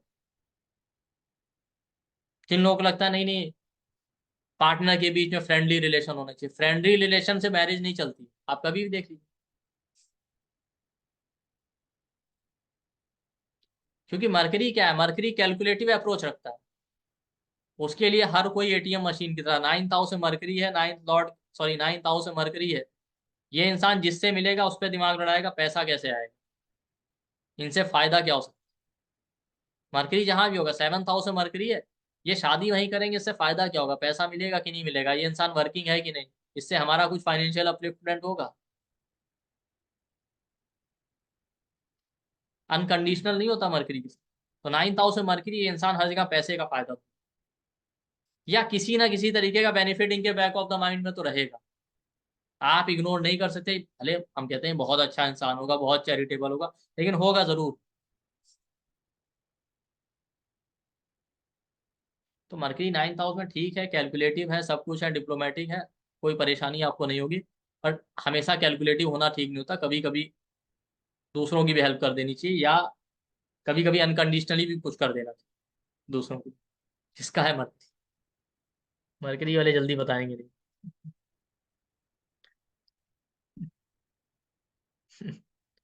जनक जी क्या कह रहे हैं। यही मर्करी एफ्लिक्टेड हुआ 9th हाउस में, एक्सट्रीमली कनिंग इंसान। जनक जी क्या कह रहे हैं। जनक जी निधि अनम्यूट नहीं कर पा रहे। निधि जी आप unmute। भाई वीनस और जुपिटर भी बचे हैं, कर लेंगे तो पूरा हो जाएगा। जी हेलो सर, गुड इवनिंग। ठीक। सर मेरे हस्बैंड का है तो ये चीजें काफी मैच करती हैं उनसे। हाँ, आप मेरा ये काम कर दीजिए, मैं तुम्हारा ये काम करूँ। ये मरकरी। हाँ सर, बहुत कैलकुलेटिव और मतलब वर्किंग वुमेन चाहिए, सारी मतलब चीजें मतलब हैं उनके साथ। एक लेडी का 7,000 मरकरी था, काफी साल हो गए, उन्होंने लव मैरिज किया।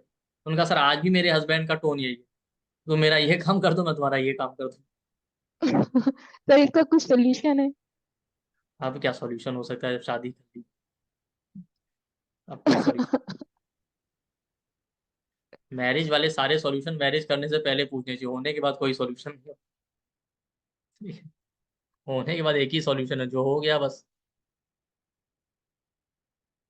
चलाते रहिए। चलिए, मरकरी के बाद आ जाते हैं जो क्या बचा है, वीनस। ठीक है, वीनस और मरकरी दोनों रजस प्लैनेट। ठीक है, रजस प्लैनेट का क्या क्वालिटी होता है, ये आपके अंदर डिजायर पैदा करते हैं, ग्रीड पैदा करते हैं। वीनस और मरकरी दोनों ही 9th हाउस में, और दोनों में से कोई हो तो ये कॉमन ट्रेड रहेगा, हमेशा दूसरों की चीजें अच्छी लगती। भाई मरकरी पैसा है ना, अपने पास कितना हो हमेशा दूसरों का ही अच्छा लगता है। वीनस भी पैसे का कारक है, लिक्विड के, लग्जरी कंफर्ट गाड़ी, अपने पास कितनी भी बड़ी गाड़ी है, सामने वाले की देखेंगे यही वाली चाहिए। अपने पास कितने भी अच्छे ब्रांड के कपड़े हैं, दूसरे का देख लिया ना बस ये वाला खरीदना है। वीनस क्या, लाइफ स्पाउस को रिप्रेजेंट करता है, सारा रिलेशनशिप का प्रॉब्लम ये है। अपने पास कितना भी अच्छा पार्टनर, हमेशा नजर दूसरे। भाई ये फैक्ट है सोसाइटी का। अपना छोड़ के बाकी दुनिया में सबका अच्छा लगता है, कपड़ा है, पैसा है, पार्टनर। अगर लोग अपने पे सेटिस्फाइड रहे इन चीजों को लेके, सारी प्रॉब्लम ही खत्म हो जाएगी। सोसाइटी की सारी प्रॉब्लम है इसी वजह से कि अपने पास जितना लग्जरी कंफर्ट पैसा है, अपना मैरिड लाइफ रिलेशन जैसा है उसमें ही डिससेटिस्फाइड है, बाकी सबका सही लगता है। तो वीनस मरकरी का ये कॉमन ट्रेड है, grass looks greener on the other side, ये वाला। पास्ट में इनका एक्सपीरियंस ऐसे ही रहा है, इनको समझ आएगा नहीं, रिलेशन बहुत मैटर करते हैं, पैसा बहुत मैटर करता है इनकी लाइफ में, लग्जरी कंफर्ट होना चाहिए।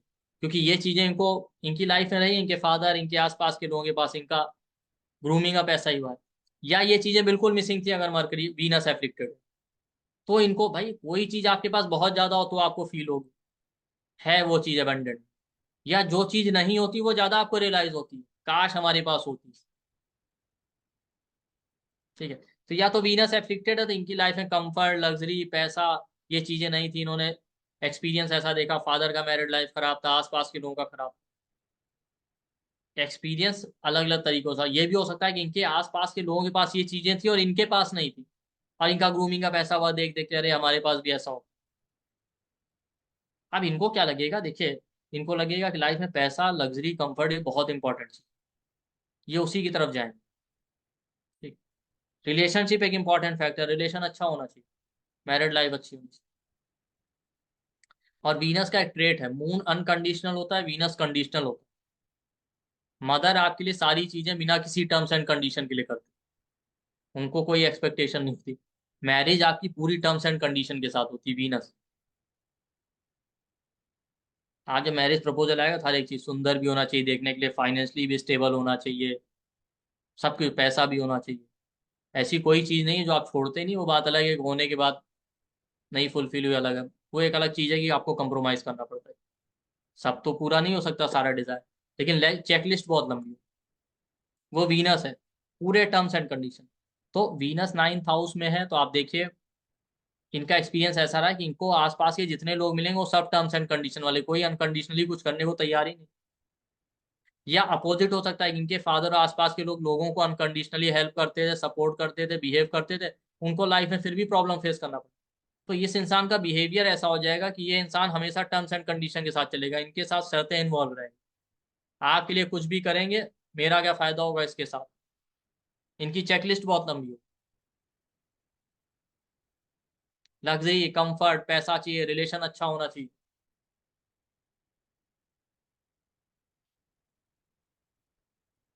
और जैसा मैंने कहा ना, वीनस और मरकरी रजस प्लेनेट है,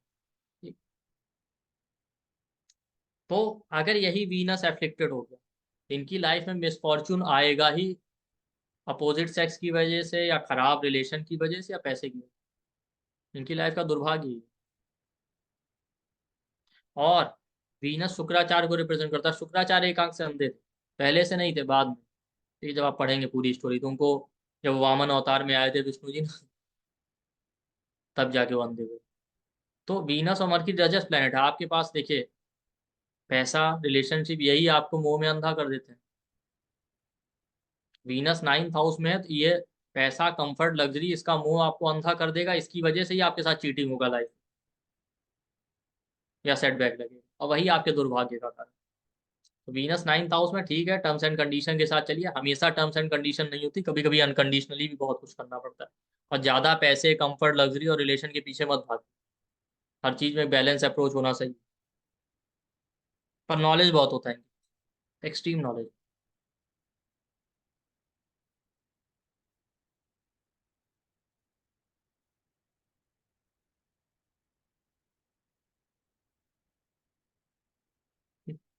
वीनस हो गया। अब वीनस के बाद आ जाता है लास्ट प्लेनेट हमारे जुपिटर। जुपिटर भी अपने आप में एक सात्विक प्लेनेट, अच्छा है, ठीक है। जुपिटर आपका गुरु, गाइडेंस, कंसल्टेशन, खुद ही फॉर्च्यून का कारक है, नॉलेज का कारक है, ब्रॉड माइंडेडनेस रिप्रेजेंट करता है, आकाश तत्व को रिप्रेजेंट। आकाश तत्व का मतलब है कि आकाश तत्व स्पेस का कारक है। आप किसी के साथ स्पेस शेयर करना जानते हैं कि नहीं? अगर आप ब्रॉड माइंडेड होंगे तभी स्पेस शेयर कर पाएंगे, अदरवाइज नहीं कर पाएंगे। इसलिए जुपिटर आपके बच्चों का कारक है, हस्बैंड का कारक है। क्यों? कोई आपकी लाइफ में आ रहा है, आप उसे आने देना चाहते हैं? आपका थॉट प्रोसेस ऐसा है कि आप दूसरे को स्पेस देना चाहते हैं कि नहीं चाहते? भाई बहुत से लोग होते हैं जिनको बच्चे नहीं चाहिए कि हमारा फ्रीडम ना खत्म हो जाए। हम तो, ऐसे भी लोग हैं ना, वो यही लोग हैं जिनका जुपिटर खराब है, अदरवाइज नहीं सोचेंगे ऐसे। ये सारी चीजें जुपिटर की। जुपिटर ट्रस्ट को रिप्रेजेंट। अब पास्ट में इन्होंने देखा है, फादर को लेके अपने आसपास के लोग बहुत नॉलेजेबल थे, तो नॉलेज एक इंपॉर्टेंट फैक्टर। मैच्योरिटी, लाइफ में मैच्योरिटी होनी चाहिए, ठीक है। ट्रस्ट बहुत इंपॉर्टेंट फैक्टर है, लाइफ में ट्रस्ट होना चाहिए एक दूसरे पे। बिना इसके आप लाइफ में ग्रो नहीं कर सकते। अपने रिलीजन को फॉलो करना, ब्रॉड माइंडेड होना चाहिए। अपोजिट भी हो सकता है, यही जुपिटर एफिक्टेड हो, दोनों देखा रहे लाइफ में बिल्कुल ट्रस्ट नहीं था। अपने फादर, आसपास के लोगों को देखा, वहां ट्रस्ट मिसिंग था। रिलीजन, मोरल वैल्यूज, प्रिंसिपल को नहीं फॉलो करते थे, नॉलेज पे फोकस नहीं था, बिल्कुल मैच्योरिटी थी ही नहीं उन लोगों के अंदर। ब्रॉड माइंडेड नहीं थे, सेल्फिश थे।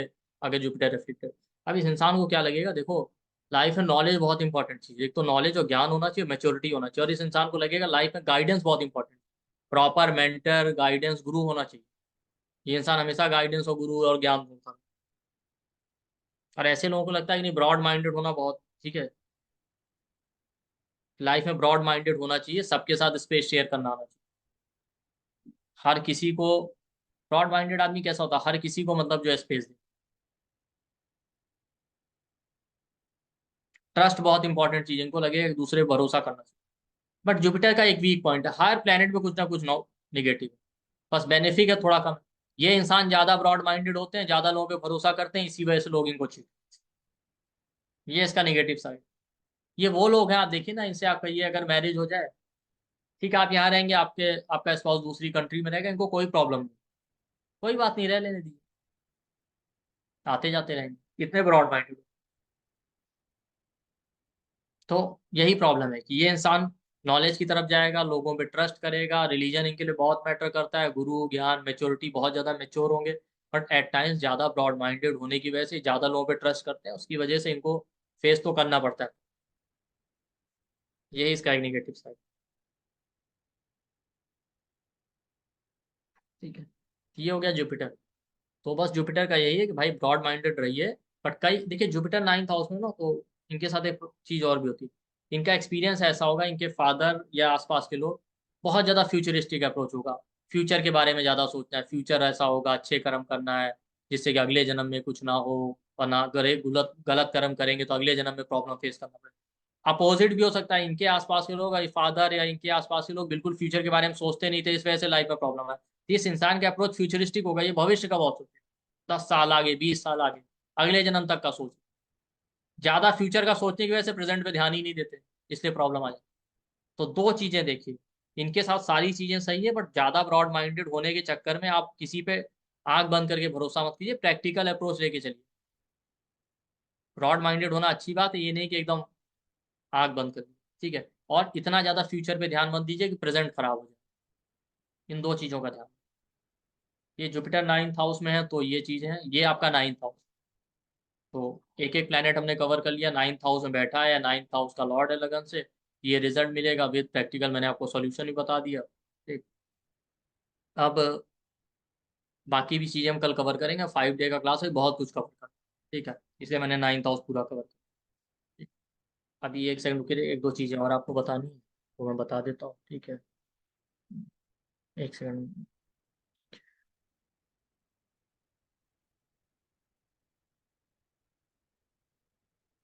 जैसे एक सेकंड, मैं रिकॉर्डिंग पॉज कर